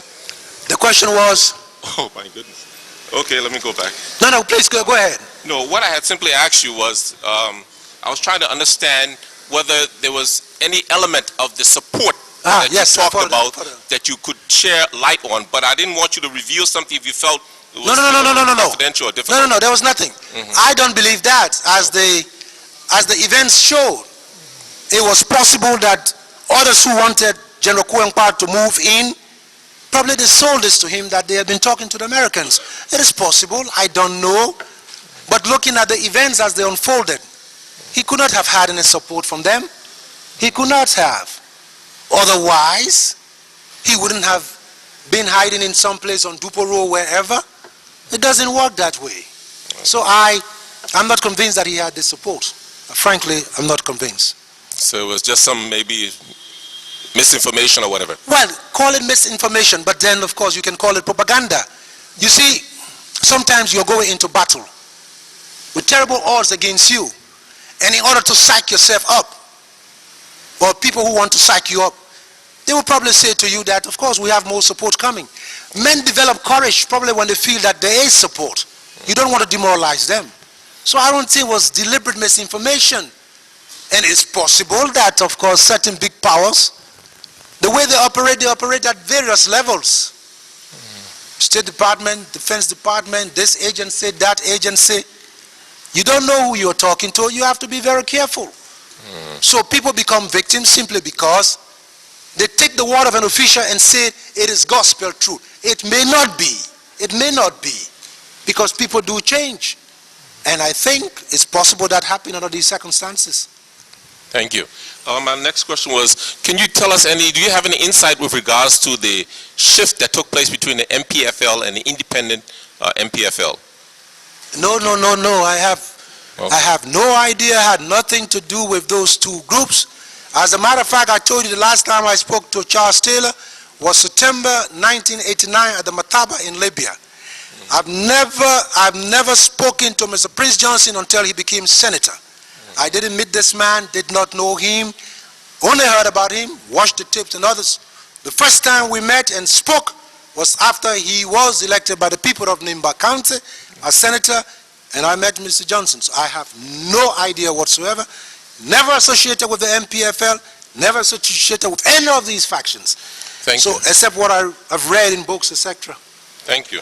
Next, what is your view about this power sharing strategy that was used to sort of quench the struggles in Liberia, giving power equally to various fractions to sort of appease them, etc.? Do you have anything you'd like to share on that? Oh yes, I said that to Chambers and to others. I thought it was wrong for a simple reason. You don't factionalize a country by awarding jobs to factions. When a war takes place, your duty should be to try to bring them together, to build a new nationalism. And I always recommended to ECOWAS, from the time of Abbas Bundu to Mohammed Chambers, if these people, I say take them at the word that they are resisting because they want justice and democracy. So say to them, please stand aside. Let's have an intimate arrangement. Let technocrats run the various ministries. We find some money. Go and organize your political parties. And I made it fun. I say if you Chambers were to ask the Americans for $1 million each and gave to this warring faction, the war would take place right among themselves. Stop factionalizing Liberia. I've always been against it. The Soya government was not, the Soya interim government was not a government of factions. I warned him. Bring in Liberian technocrats. If we say we are political people, we want to fight for power through the ballot box, then allow us to let technocrats rule the country. Let's go and prepare. If the people gave you the mandate, etc., why do you factionalize the country? You are then giving people the impression that it's right to take up arms and fight and have the central bank, the free port of Monrovia, the Ministry of Finance. Once you do that, there are other hungry people out there. They're too going to organize. They will fight. So if you watch the gradation of the Liberian Civil War, from 2 warring factions to 3 to 4 to 5, it was all about getting offices and lucrative offices. And they even got to the point where when the man of a faction was appointed head of the bank, his deputy was from another faction. You don't run a country that way. And so in this respect, I think the international community was a bit hasty. And I said to Mohammed Chambers, and I must give him credit, when I told him this was wrong, he said, but these men who are fighting, they must feel something about the country. A year later he said to me, but I'm disappointed. It doesn't seem that way. And I said, Chambers, you went into Liberia. I was trying to say to you what I know about my people and this country. And I told him a very interesting story my father told me, and I will tell you. Because it shows that if you know a scenario, a country, you can always help somebody who is willing to learn.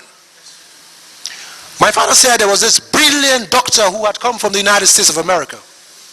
MD, neurosurgeon, PhD, medicine, hygienic medicine, all the stuff. Got to the village. His father was a reputable hunter. The old man was very good.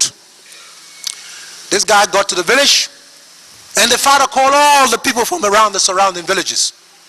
They said, your son has come, he's made us proud, he's a very educated man. They told the old chief, you must now go into the bush and kill a deer and elephant. A lot of people are coming for the feast for your son. The old man took his gun, his hunting gun, told his son, my boy, come with me and let's go. So they got into the forest.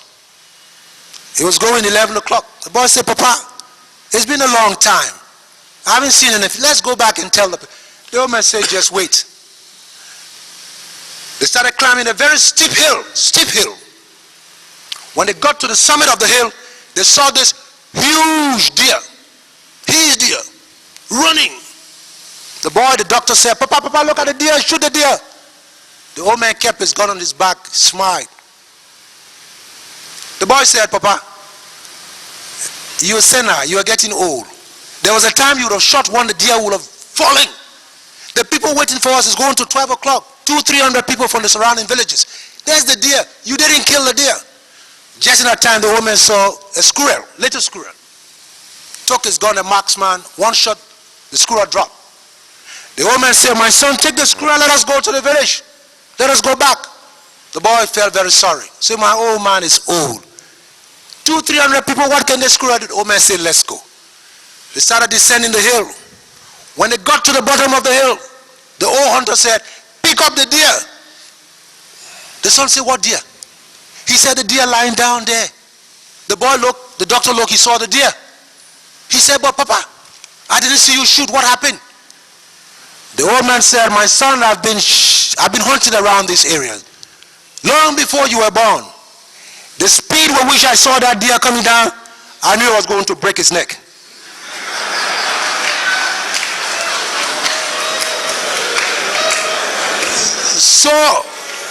So you see, it is good to listen to people who understand the terrain. No, Mr. Commissioner, I always oppose all this interim formation which factionalized Liberia. Because of that, I did not attend a single meeting of any interim arrangement. I did not participate in any interim arrangement. It was my way of protesting that this was not right. Our people should be brought together rather than be further factionalized by giving them offices based on factional solidarity. That was it. Thank you. The next, do you believe that there's any place for retributive justice in a society filled with corruption that is broad spread throughout the society? And if so, or if not, then how would restorative justice apply to improve things or to solve the problem? For Christians, the question of retributive justice, sometimes I wonder, what is retributive justice? Are you punishing somebody simply because you have the power to do so, or they have committed crimes, the laws say such? I think what we need to be focusing on here, of course there's corruption. Of course the value system of the society is lousy. You and I know that. It is all our responsibility. We reward those who demonstrate opulence, demonstrate material success. I remember something very, very clearly. Growing up in Nigeria, before Nigeria became what it is, with oil, etc., when a man was extremely educated like Nnamdi Azikiwe, when the Nigerian people want to refer to an enlightened man, they say he's brilliant like Nnamdi Azikiwe.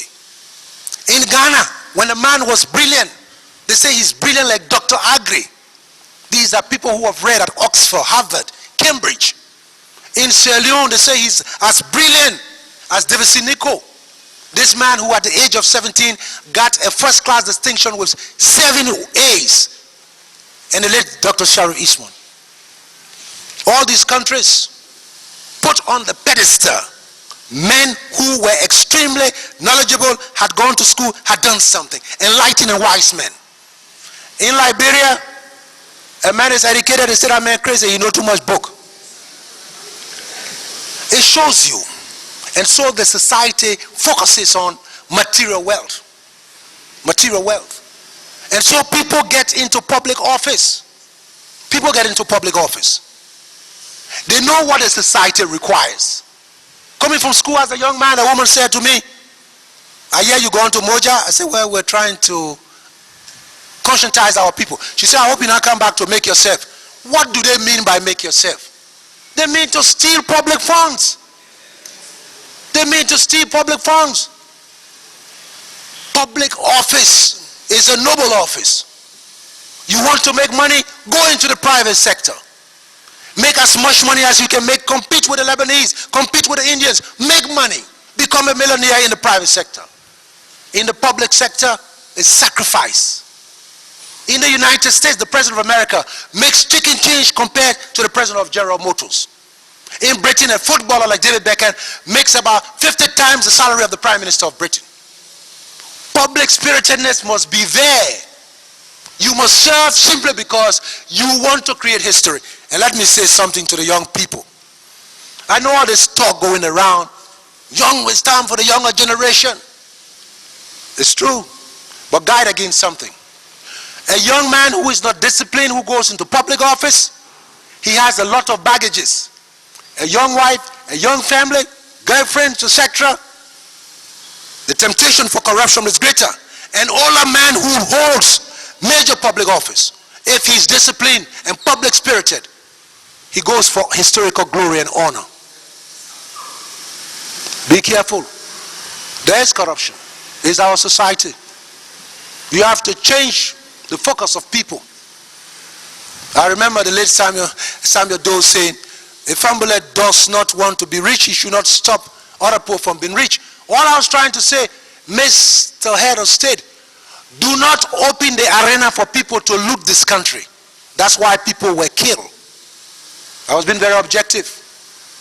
It's always an honor to serve. You don't have any special qualities. You don't have any monopoly of knowledge. If you're choosing for a particular position to serve, the title honorable means a lot for your people. Yes, there are corrupt people. There will always be corrupt people. And that is why at times we must exercise decisiveness. I will propose that those who loot the public treasury will have to pay the price, and the right price. Because for each time you loot the public treasury, little children will not have drugs. The clinics will not have medicine. The wealth of the country belongs to all of us. The taxes of the people belong to all of us. Your business or businesses, that belongs to you and your family. Once you pay your taxes, if you're successful in business, you build a mansion with 50 stories. If you call me, I will come there. I got friends who are extremely wealthy in Nigeria, in London. They are business people. You don't go into government to be millionaires. It's not possible. The salaries are nothing. The salaries are nothing. So until you can change. And so this is not only the responsibility of government, it's the responsibility of our religious leaders, of our parents, and all of them. My father used to say to us, you better go to school. He said, you better go to school. Because I don't think I will leave anything. I want to educate you. When I die, you must have your education. And that's all I can give you. That's all. And he was a wise man. Because I know a lot of children whose parents were wealthy and left them vast sums of money and property. They sold everything, drank into stupor. And then they go to find government jobs. And the circle repeats itself. So I think the Governance Commission will come out with some guidelines of how public servants should operate, how they should operate. And probably we need a system. Well, after every year, we have the Auditor General, somebody who will bring every minister, government official before the table of reasoning and say, can you now tell us what you have accumulated, what you have? Let's know your salary. There's no way you can make $1,200 without a bank credit, without inheritance from your parents, and within 2-3 years you build a house costing $200,000. But then you must teach us this magic. So yes, there is corruption, and I think as a society develops, when values begin to change, people will demand the day of reckoning for those who loot the public treasury. The day will come, and we should be quite aware of that. All the young people who are planning to go into government, who want to go into public office because you think it will make you big shots, understand one thing. If your calling is business, then do business. You're smarter than all these Lebanese traders. Probably the government must find a way of finding some money to give you credit. Like the doctors go to their vocation of practicing medicine, the lawyers. So you must go like the farmers, let them be millionaires. Produce, go into business, do anything, and become rich. Nothing wrong with that. There's nothing wrong. But when you enter government, if you loot the treasure, then you are a simple rogue. You're not a public servant, and that is the reality. It's a societal problem. It's not a governmental problem. It's the problem of the society, the problem of the system. And that is the fact of the matter. So I can digest from that you're supporting more the restorative justice factor of uplifting the people, educating them, empowering them, and allowing them to live healthy, normal lives as compared to just putting criminals in prison, etc., as a retributive approach. That has been the nature of my struggle. Thank you. That's what I've been saying all along. And that's what we believe in. Thank you very much. When human beings are treated decently, I said no man was born evil. When people are treated like human beings, they will behave like human beings. They will react like human beings. You cannot keep people in filth and the children in wretchedness and expect them to behave like human beings. It is difficult to build a society of free and equal citizens. There must be a distribution which makes people want to believe that they have a stake in the system. That's all it is. Thank you very much. Thank you, Mr. Commissioner.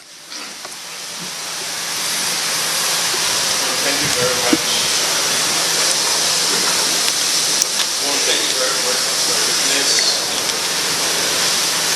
for taking up your time, most of your time, and sharing these hours with us.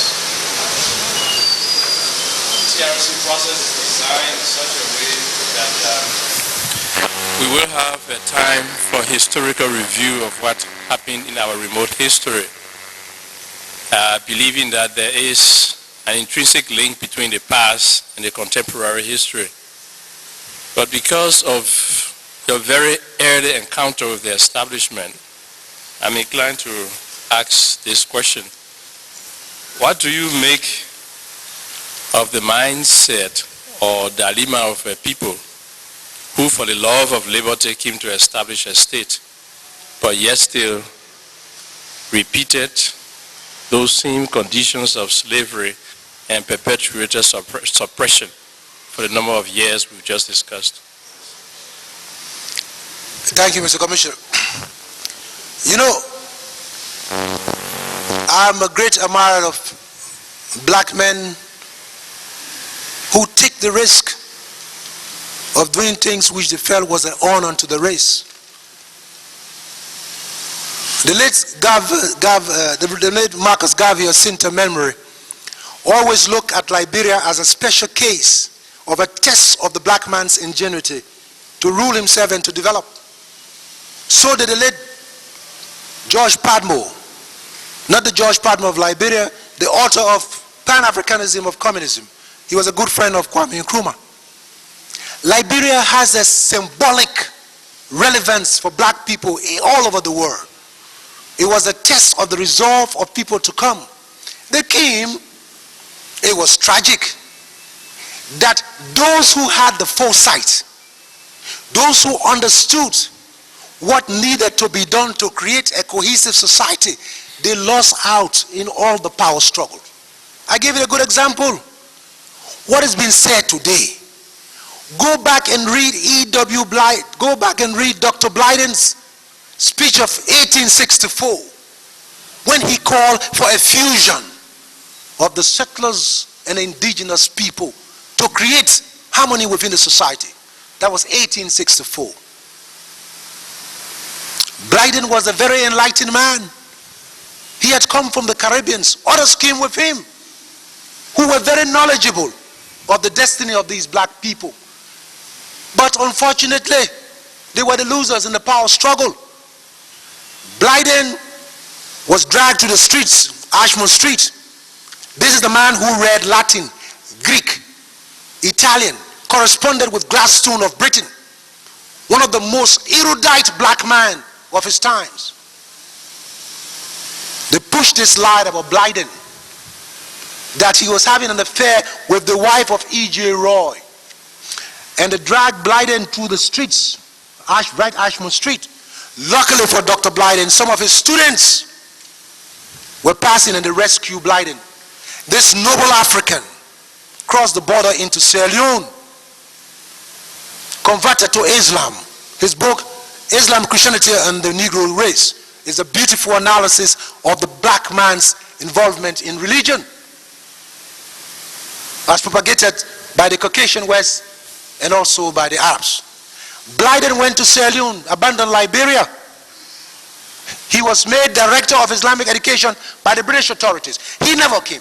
Blyden died in Sierra Leone. E.J. Roy was overthrown, was killed. I am saying that those who came, and I have an article out, you go back to Google or you get a copy of my book, if not that I'm selling my book, Across the Landscape.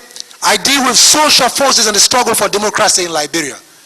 Our tragedy is that those who had the vision, the foresight to unite our people, they never succeeded in this society. Never. Those who were backward, reactionary, had contempt, they won simply because they were men who played dirty. And the politics of those days was the politics of intrigues. Was the politics of intrigue. So noble men could not win. Whether it was Blyden, whether it was Alexander Cromwell, whether it was G2, just name all these people, Dr. Marias, all of them from around this country. S. Raymond Horace, very dynamic man who spent years in prison because he refused to bow down. They were great men. And then we come to contemporary times. One of the noblest of all of our people, the late Albo Port, a man who stuck by the Constitution. They mock him in the streets of Monrovia as he distributed his leaflets, calling on them to pay yield and to rescue themselves from the day of damnation, Albert Port, to the streets of Monrovia, a poor man from Cruiseville. There were men with vision. Unfortunately, in history, they don't win. And when they don't win, those who are given the mantle of power, they rule society in such a way that they create contradictions that then lead to tragedy. Those who came from America were courageous. Others followed them, understood the society. Amalgamate ourselves with those we met here. Blyden said, the sons of the soil must come as one with us. They are our brothers. We have come back. We must bring to them the enlightenment that we have taken from overseas. That was Blyden, 1864. We're talking about 2008. There's nothing strange. It has been said by people, by Faulkner and others, by Alexander Cromwell and others. What is strange? What is strange? Open your eyes. They are great people. I'm an admirer of Edwin Barclay, a great poet, a visionary. I love his songs. I remember he was called by an American ambassador an atheist and a man who was influenced by nationalistic thought in West Africa. So Totman was the man to support 1943 going 44 and after the elections. They have been great people, and this we always emphasize. As there have been great and enlightened settlers who understood what needed to be done like Blyden, so there have been backward and reactionary settlers. As there have been great and visionary indigenous Liberians, so have there been backward and very reactionary indigenous people. So your duty as young people is to fuse the consciousness of those who want to build Liberia. Those from the settler communities who believe that they as black people have a responsibility to show that this nation has much to offer the black man. You who come from the indigenous masses, who have achieved your education and want to build a society that will reflect the talent and potential of the black man. Identify yourself, fuse yourself together. You cannot win, you cannot develop this country by splitting this country into ethnic enclaves. For the first time in our history, we have the opportunity to say we are all Liberians. And we hope, for the sake of our children, that we're not only talking, that we believe that we're all Liberians. That every man must be judged on his skill, his talent, and his ability to perform. Every man and woman. That at the end of the day, we give honor to those whom honor is due. A man must become the leader because he can lead. A man must become Chief Justice because he has the ability. No position must be sacrosanct. We cannot, for the life of us, continue to wallow in the false hopes that people will sleep, that we don't understand. The country needs to be built. A lot has happened. And we do hope the TRC, in its effort, its difficult task of gathering intelligence and gathering data on what happened to our country, will be bold enough to say what has happened to this country. And that those who emerge as leaders will understand. It doesn't matter who you are. You can be a Cooper, a Dennis, a Jones, a Simpson, a Topman, a Flomo, a Kwali, a Yakwaru. When you cut yourself, the blood that comes out is red. We're all human beings. It is the demand of ourselves for the respect to be considered as human beings that lead us to agitate and fight. And we do hope that now we have understood. Our people are all human beings. They have the right to the wealth of this land. They have the right to see their children grow up and given the opportunity to be doctors, lawyers, engineers, to be president if needs be. That is the challenge. That is the task.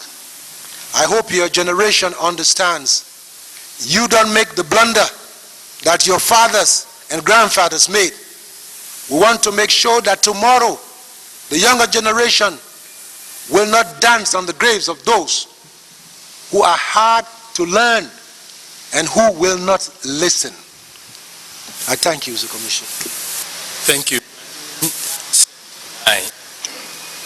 Reflecting on the events of March and April, then the outcome of all of those activities, I was just wondering, how would you describe the entire episode? Was it a miscalculated risk, or was it a calculated gamble to achieve a political objective? Well, like I said before in my discourse, I think it was a tactical gamble by those who felt that they could mobilize numbers by exploiting a very simple issue, like the rice, the price of rice. But I am convinced that all these people were looking forward to the elections of 1982. Democratic elections have to do with a question of numbers. And if the question of rice will mobilize the people on the side of a group, so be it. So be it. And I think we in Moja decided to identify with the brothers and sisters in PAL because we too were making the calculation that we must not be seen standing aside. Because what happens if the PAL had gone forward with this and the tribal government had backed down to say, no, we won't increase the price of rice?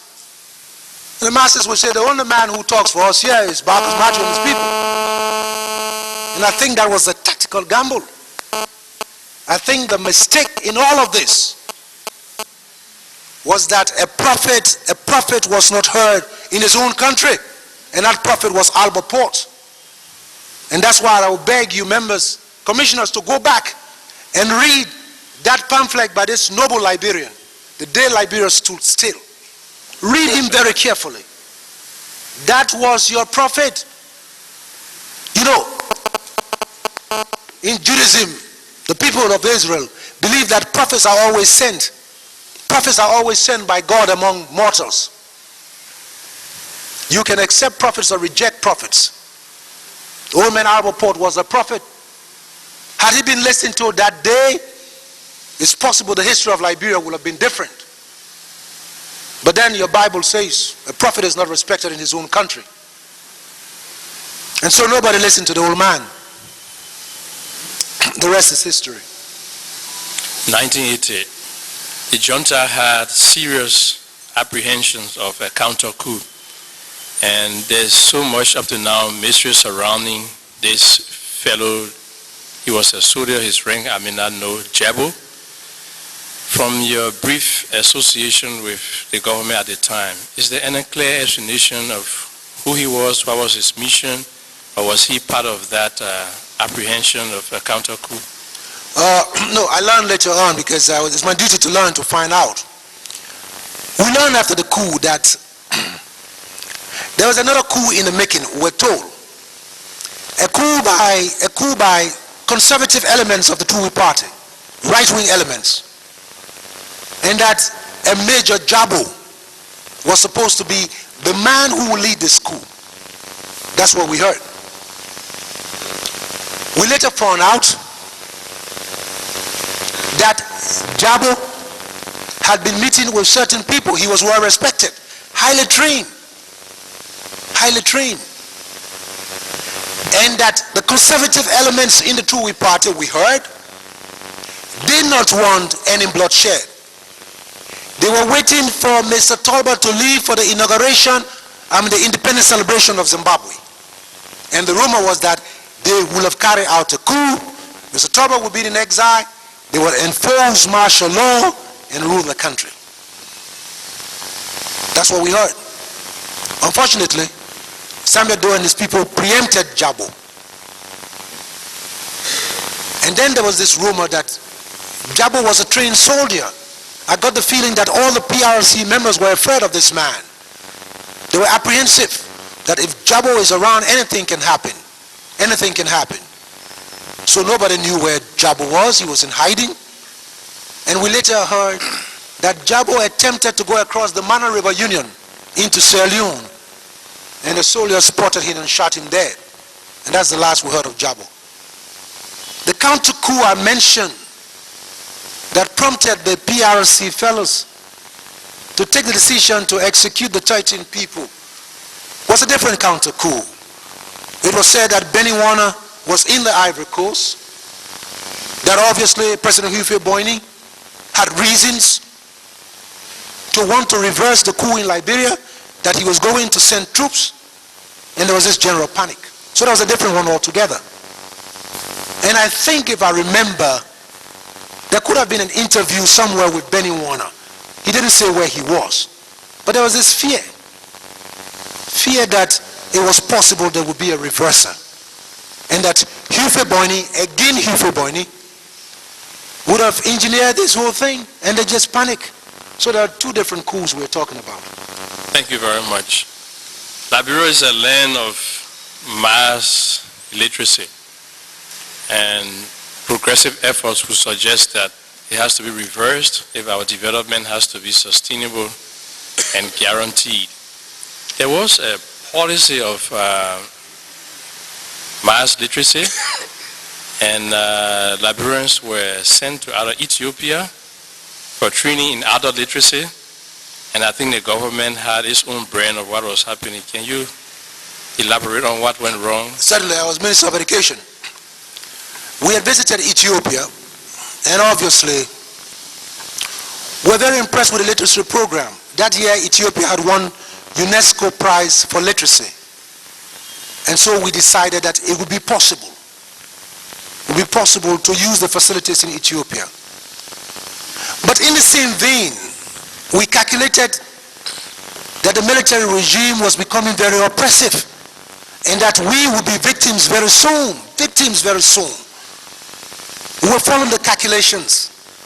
There were people who had been released from prison from the old Tui party, who had found the tribesmen in the PRC, and they were saying to them, you are doing very well. The problem is these so-called progressives within the government. If you have the opportunity to read a letter written by John Ramsey, where he outlined the strategy for holding power, how to eliminate certain people, that letter was written by Ramsey, I found out. So obviously, we had to go to Ethiopia to learn. But all the process, and I say it here, I had a very good friend in Ethiopia who was the Minister of Education. I said to him, we are sending about 75 people for literacy. Our lives are in danger as militants. I feel very soon, the military is going to turn against us in a very decisive way. Because from all indications, we are not reading from the same sheet. These people have their own agenda. They have advisors who are different. And I said to my friend in Ethiopia, is it possible to select 12 of our militants while they are doing literacy? Give them some basic training to come back and serve as our bodyguards.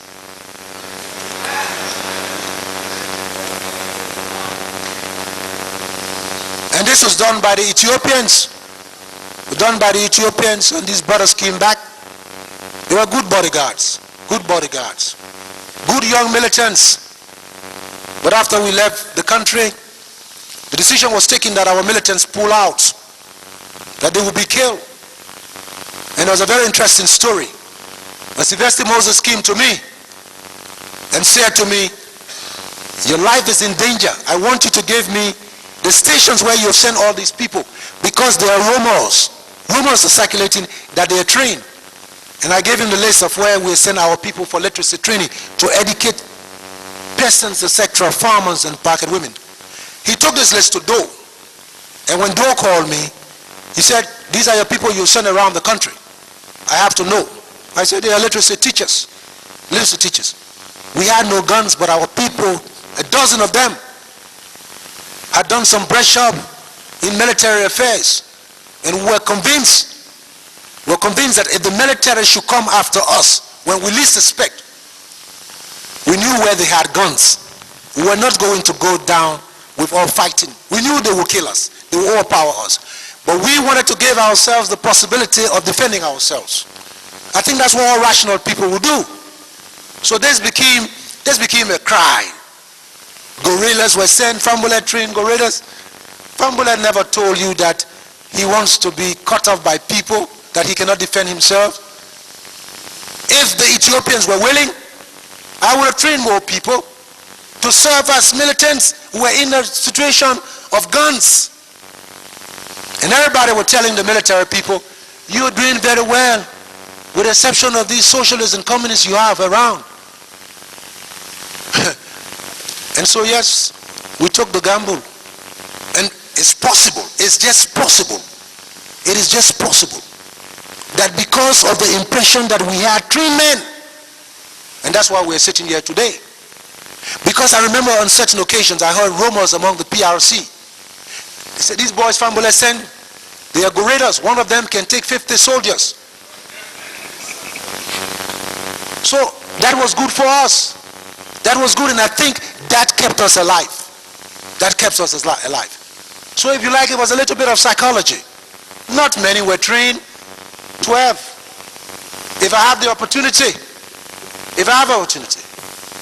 all Liberian able-bodied men, like the militias did in the past, who do basic training.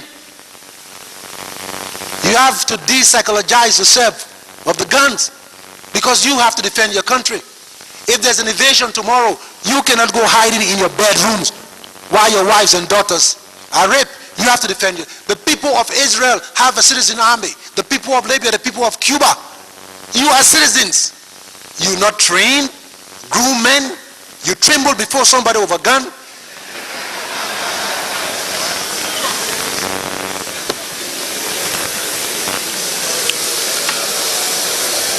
In 1985, the general came and failed. It would appear that his struggle started on the wrong footing when he lost his logistics officer. My question is whether there were capacity problems as far as his movement was concerned, or there were other factors that could have led to the failure. And then secondly, are there other progressives, revolutionaries, actors, politicians you know who were associated with his return to Liberia other than yourself, if you know? Oh yes, Mr. Commissioner, I think I see all the names on the list you sent me. They will appear. They will speak for themselves. But put it this way,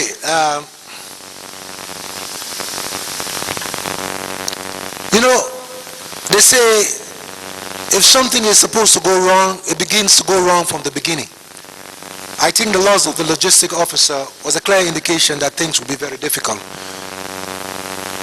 If you listen to the speech over ELBC, it says that we are taking the ultimate gamble. We are taking the ultimate gamble. It was a gamble. Because General Kuyangpa came with only 29 men.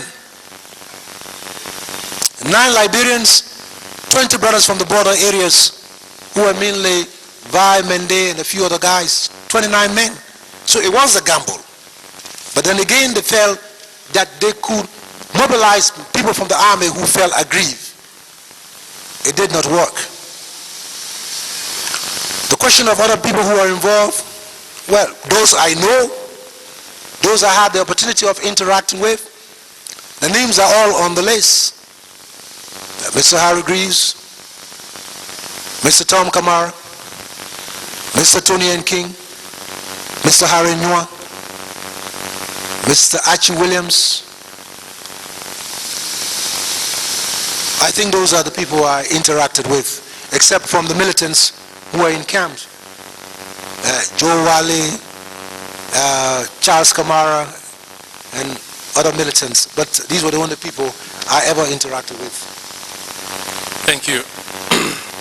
There were some cadres or militants who were trained in Libya for a while. You did not say how many were there. Do you care to? And added to that, the PDF, were they members of the PDF? What was the PDF? What was its mission? What is the current standing of the PDF? Well, we trained 64 people. We trained 64 people. I said to you, most of those were eliminated in Sierra Leone with the 975 Liberians who died in the camp in Sierra Leone, in Pademaro prison. They were arrested from various areas, were held in prison, and they were starved to death deliberately. I confronted the Sierra Leone government with this. They were starved to death deliberately. Others, a handful of them, some of them are in the United States, others are grown men and women holding responsible position in the society. I see the names on the list. They will be here to testify.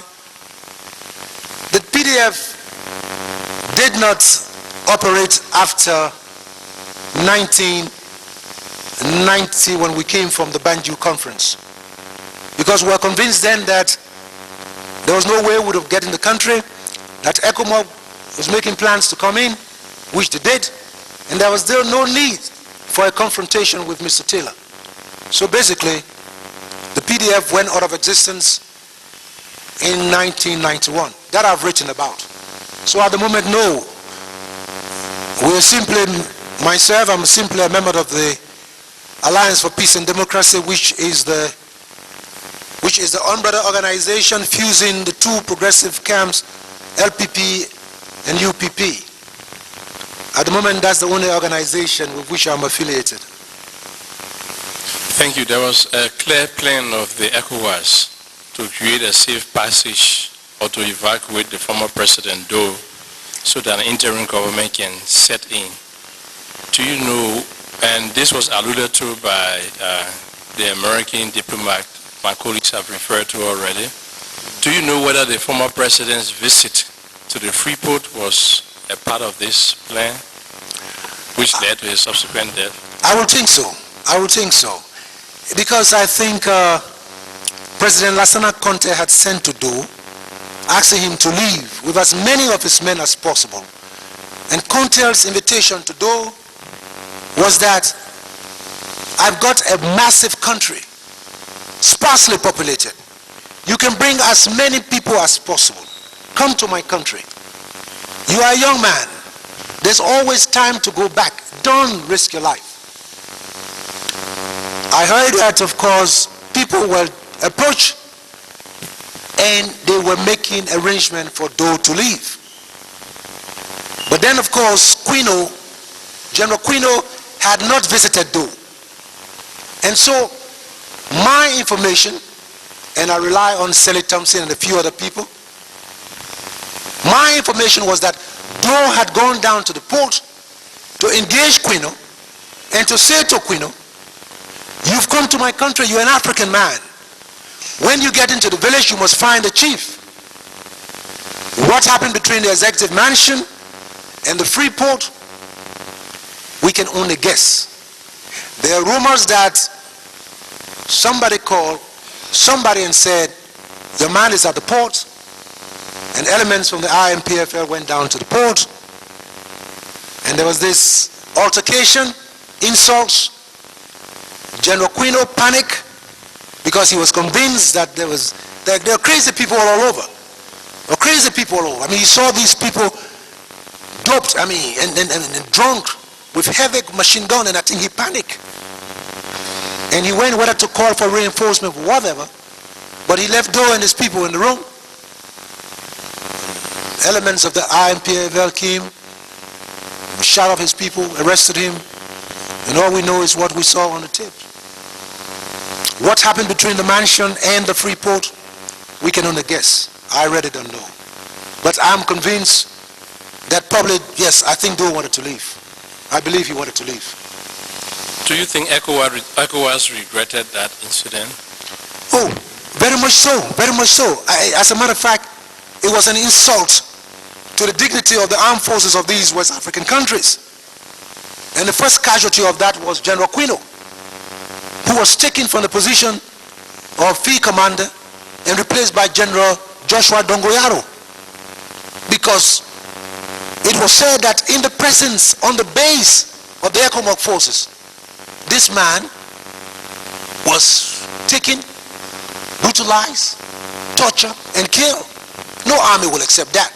It was based on that General Quino was brought in. General Dongoyaro. Those of you who were here on this, you knew what Dongoyaro did.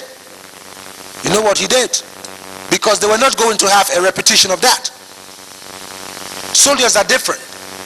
It's possible that had it been Dongoyaro, things would have been different. But it was not Dongoyaro. After the elections, you went to the mountains. Was it a time for reflections and introspection? And if you like, did you receive the proverbial 10 Commandments? Mr. Commissioner, going to the mountain is subject to so many interpretations. I had time to reflect. And I must admit, there was a time I toyed with the idea that Taylor had to be confronted. I toyed with that idea. But then I think my experience with 1985 and subsequent developments convinced me that it was not necessary. So from 1997 to 2003, I engaged in work and a lot of writings. Some of you who are young people had the opportunity to read some of my articles on various websites, analyzing the situation, criticizing the Taylor government. It was a time for serious reflection. And I remember one article I wrote, which I still think was one of my best products. I don't write much nowadays, was the one called Crisis in the Soul. After serious introspection, serious contemplation, I wrote that on Mr. Taylor. And so many others. I think it helped me from afar to understand the reality. But as I traveled through West Africa, I was not convinced of any of the movements. I was not convinced. But I was certain of one thing, that Taylor would self-destruct. He would self-destruct. And I was monitoring the situation. So yes, the mountain is a figure of speech. It was like taking myself away from the scene, taking myself away from Liberia, to think about this country and what are the struggles since the age of 14, the humiliation, the sufferings, the sacrifices of myself and my family, whether these were all necessary. And I came back home in 2005 and I said, I think they were necessary sacrifices. Luckily for me, I have a very strong wife. Most women would have walked away. In terms of the hardship, the sacrifices. But it was very good. I met her at Frobe College when we were very young people. And she understood my politics. One thing I never did was to allow her to participate in demonstration with me in Freetown. I would always tease her when she came to join the procession. I said, you're a daughter of the bourgeoisie, just get out. And I also protect her, because I realized any demonstration which turned violent in Sierra Leone, I will be so charged in defending her that I wouldn't be able to protect myself. And so for long years, I can say she's tolerated all my activities as a wife who understands my passion to the extent where she was generous enough to allow me to name all our children. And each time she came with a name, the first son was born. My father is Sir Ernest Dunstan Morgan. Can we take one of the names? I said, no.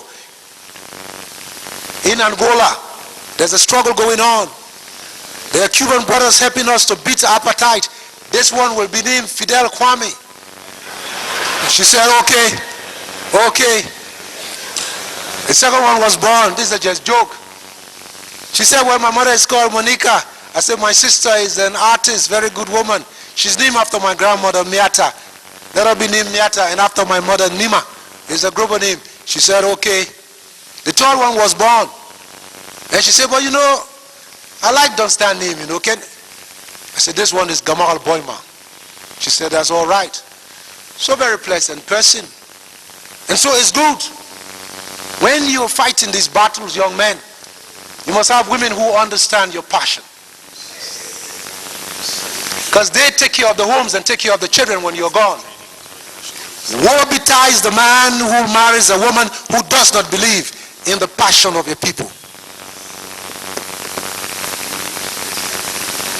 I was lucky.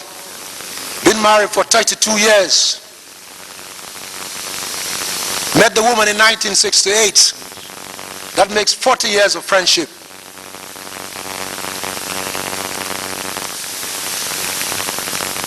We're as brothers and sisters now, old people waiting for the grandchildren. So we're in Liberia. She's walking. I say all this to say that it is not because we are irrational. Who will be irrational and risk one life and bring people's daughter with children? You got to be irresponsible. It's simply because we're passionate men who believe in passionate causes.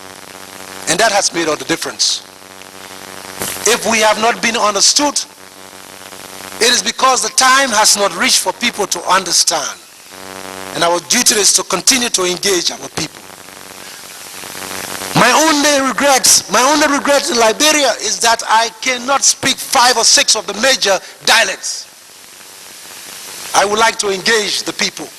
Speaking Pele, Gio, Kran, Gobo, Vai, right down the line. And I will be able to talk. So I hope tomorrow these languages will be taught in our schools like they do in Ghana, Fanti, and Ga and other things, like they do in Nigeria. At the university, they take degrees in Igbos, in Yoruba.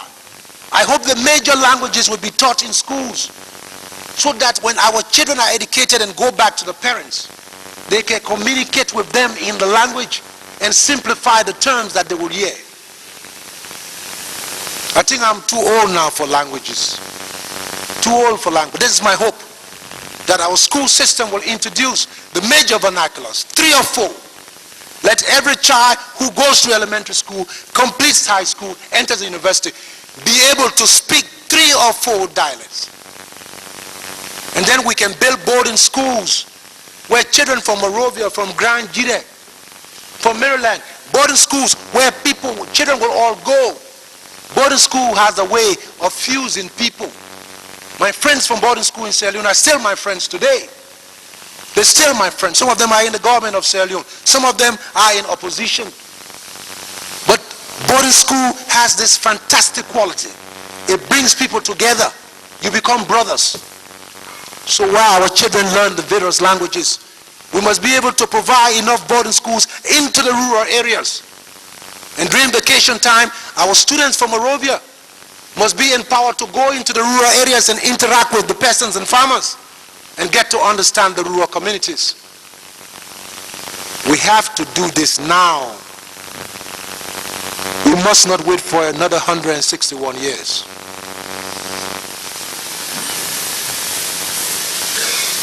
Going back 24 or 29 years ago, and by hindsight, of course, were there any mistakes along the way? Were there any things by hindsight that could have been done in a different way or in a better way, as you see? Well, Mr. Chairman, as long as they are human beings, mistakes are bound to be made. If we did not make mistakes, we would be God. Could we have done anything different? That's a very interesting question. It's possible that we could have refused to serve in the military government. It's possible. But what would have been the consequences? What would have been the consequences? All human beings have a rational instinct. And for us, the instinct of survival. We didn't know these men. They had taken power. They had shot people. Were we to say no when the people on the streets were dancing and celebrating? If we had been shot, the people would say, well, you look for it. So our task was then to engage them and to make sure that we control the situation until we got to elections as they had promised. That was our hope, our desire. Now, the various forces which came in and turned things, they will have to explain themselves. But as far as we are concerned, I think we made the right choice. I left the PRC government on July 4th, 1983. By then I felt that I could not continue to endorse what was happening in the name of the people of Liberia. And I took my exit. That we could have done that in 1980. But under the conditions, we probably would have had to leave the country. And furthermore, we had been prepared for changes. We were agitating for some form of change. Democratic change, or, if you like, cooperation with those who wanted to transform the society. So when this came about, we said we will work and see how we can help. On historical hindsight, it's possible that if we had been bold, courageous enough, we could have probably held together and said, you have taken over, please go back to the barracks within a month's time. We could have said that. But like I said, you know, this was an issue of political opportunism. There were other forces trying to fill in the vacuum. There were other forces. And it's been revealed gradually by various people of the various forces. So in the midst of the Cold War, with our group being branded as rabid socialists and communists, our militants hounded, for us as rational people, there was only one choice. We'll identify with them unto the point where they call for elections, or we could disengage with our heads on our shoulders. This we did. So at the end of the day, yes, Mr. Chairman, throughout, mistakes were made. Serious mistakes were made. Mistakes of moral cowardice. Mistakes of recklessness.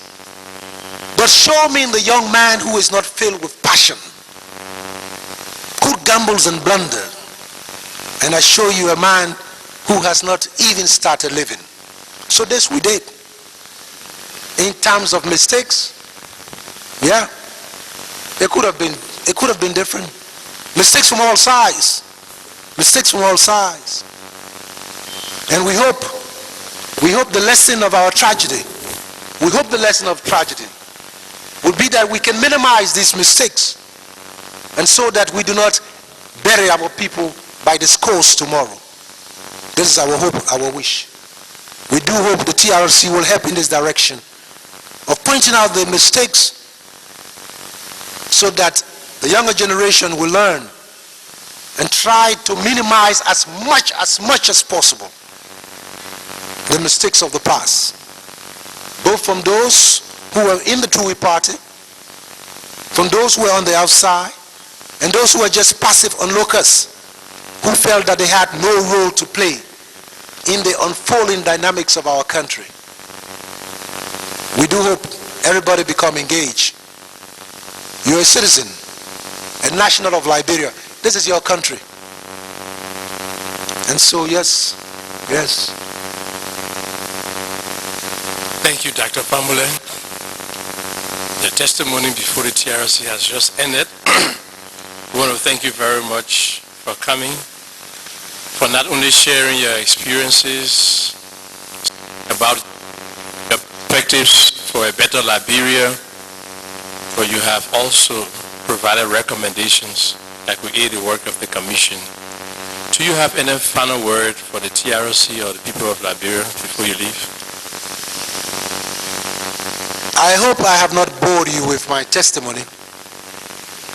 I've tried as best as possible, as honestly as possible, to explain to you my role in these events, to put your minds at rest about the misconceptions, the lies, the deliberate distortion of my role.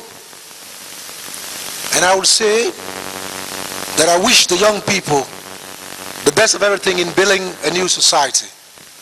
But let me recommend something, just a little thing. Recommend just a little thing to the TRC and to the people of Liberia and the world. you will have to insert a clause. You have to insert a clause in whatever bylaws you produce that before anybody hold public office with authority in this country, that person must be examined by a psychiatrist.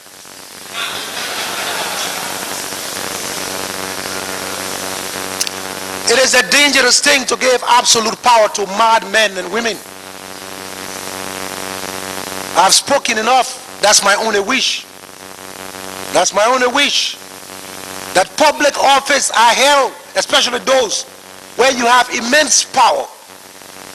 Such men must be looked at by a team of psychiatrists so that we don't have a situation where mad men will plunge us into the depths of darkness. You can have the most refined constitution. You can have the most productive arena for political interaction. If you miscalculate and elect a madman who does not know what to do with power, not only will he abuse power, he will abuse the dignity of those who gave him the power. So probably, with all our talks, brilliant political scientists, brilliant economists, brilliant lawyers dealing with the question of political transformation, social economic transformation, my little bit of advice is that we reach a point where we examine public officials, candidates for the position of presidents, high office, senators, members of representatives. Let them have a clearance from doctors. I say this not in jest. I say this not in jest. Mad men have held power in history. In Russia, there was a mad monk called Rasputin. Read about Rasputin. There was Adolf Hitler, a madman if there was one, who plunged Europe into wars, the massacre of millions of Jews, gypsies, and people who did not agree with his paranoia and megalomania. In Russia, there was a madman who possessed power called Stalin, who massacred all the members of Lenin's party. Madmen have a way of taking power. Right here in Africa, we know the case of Idi Amin Dada of Uganda. We know the case of John Bidal Bokassa. If in your fancy, if in your urge, you were to elect mad men to preside over your destiny, you have no one to blame but yourself. I wish you the best. We hope we can interact more often. I'm available. Until it's time for me to meet my maker, I will be here. Thank you very much.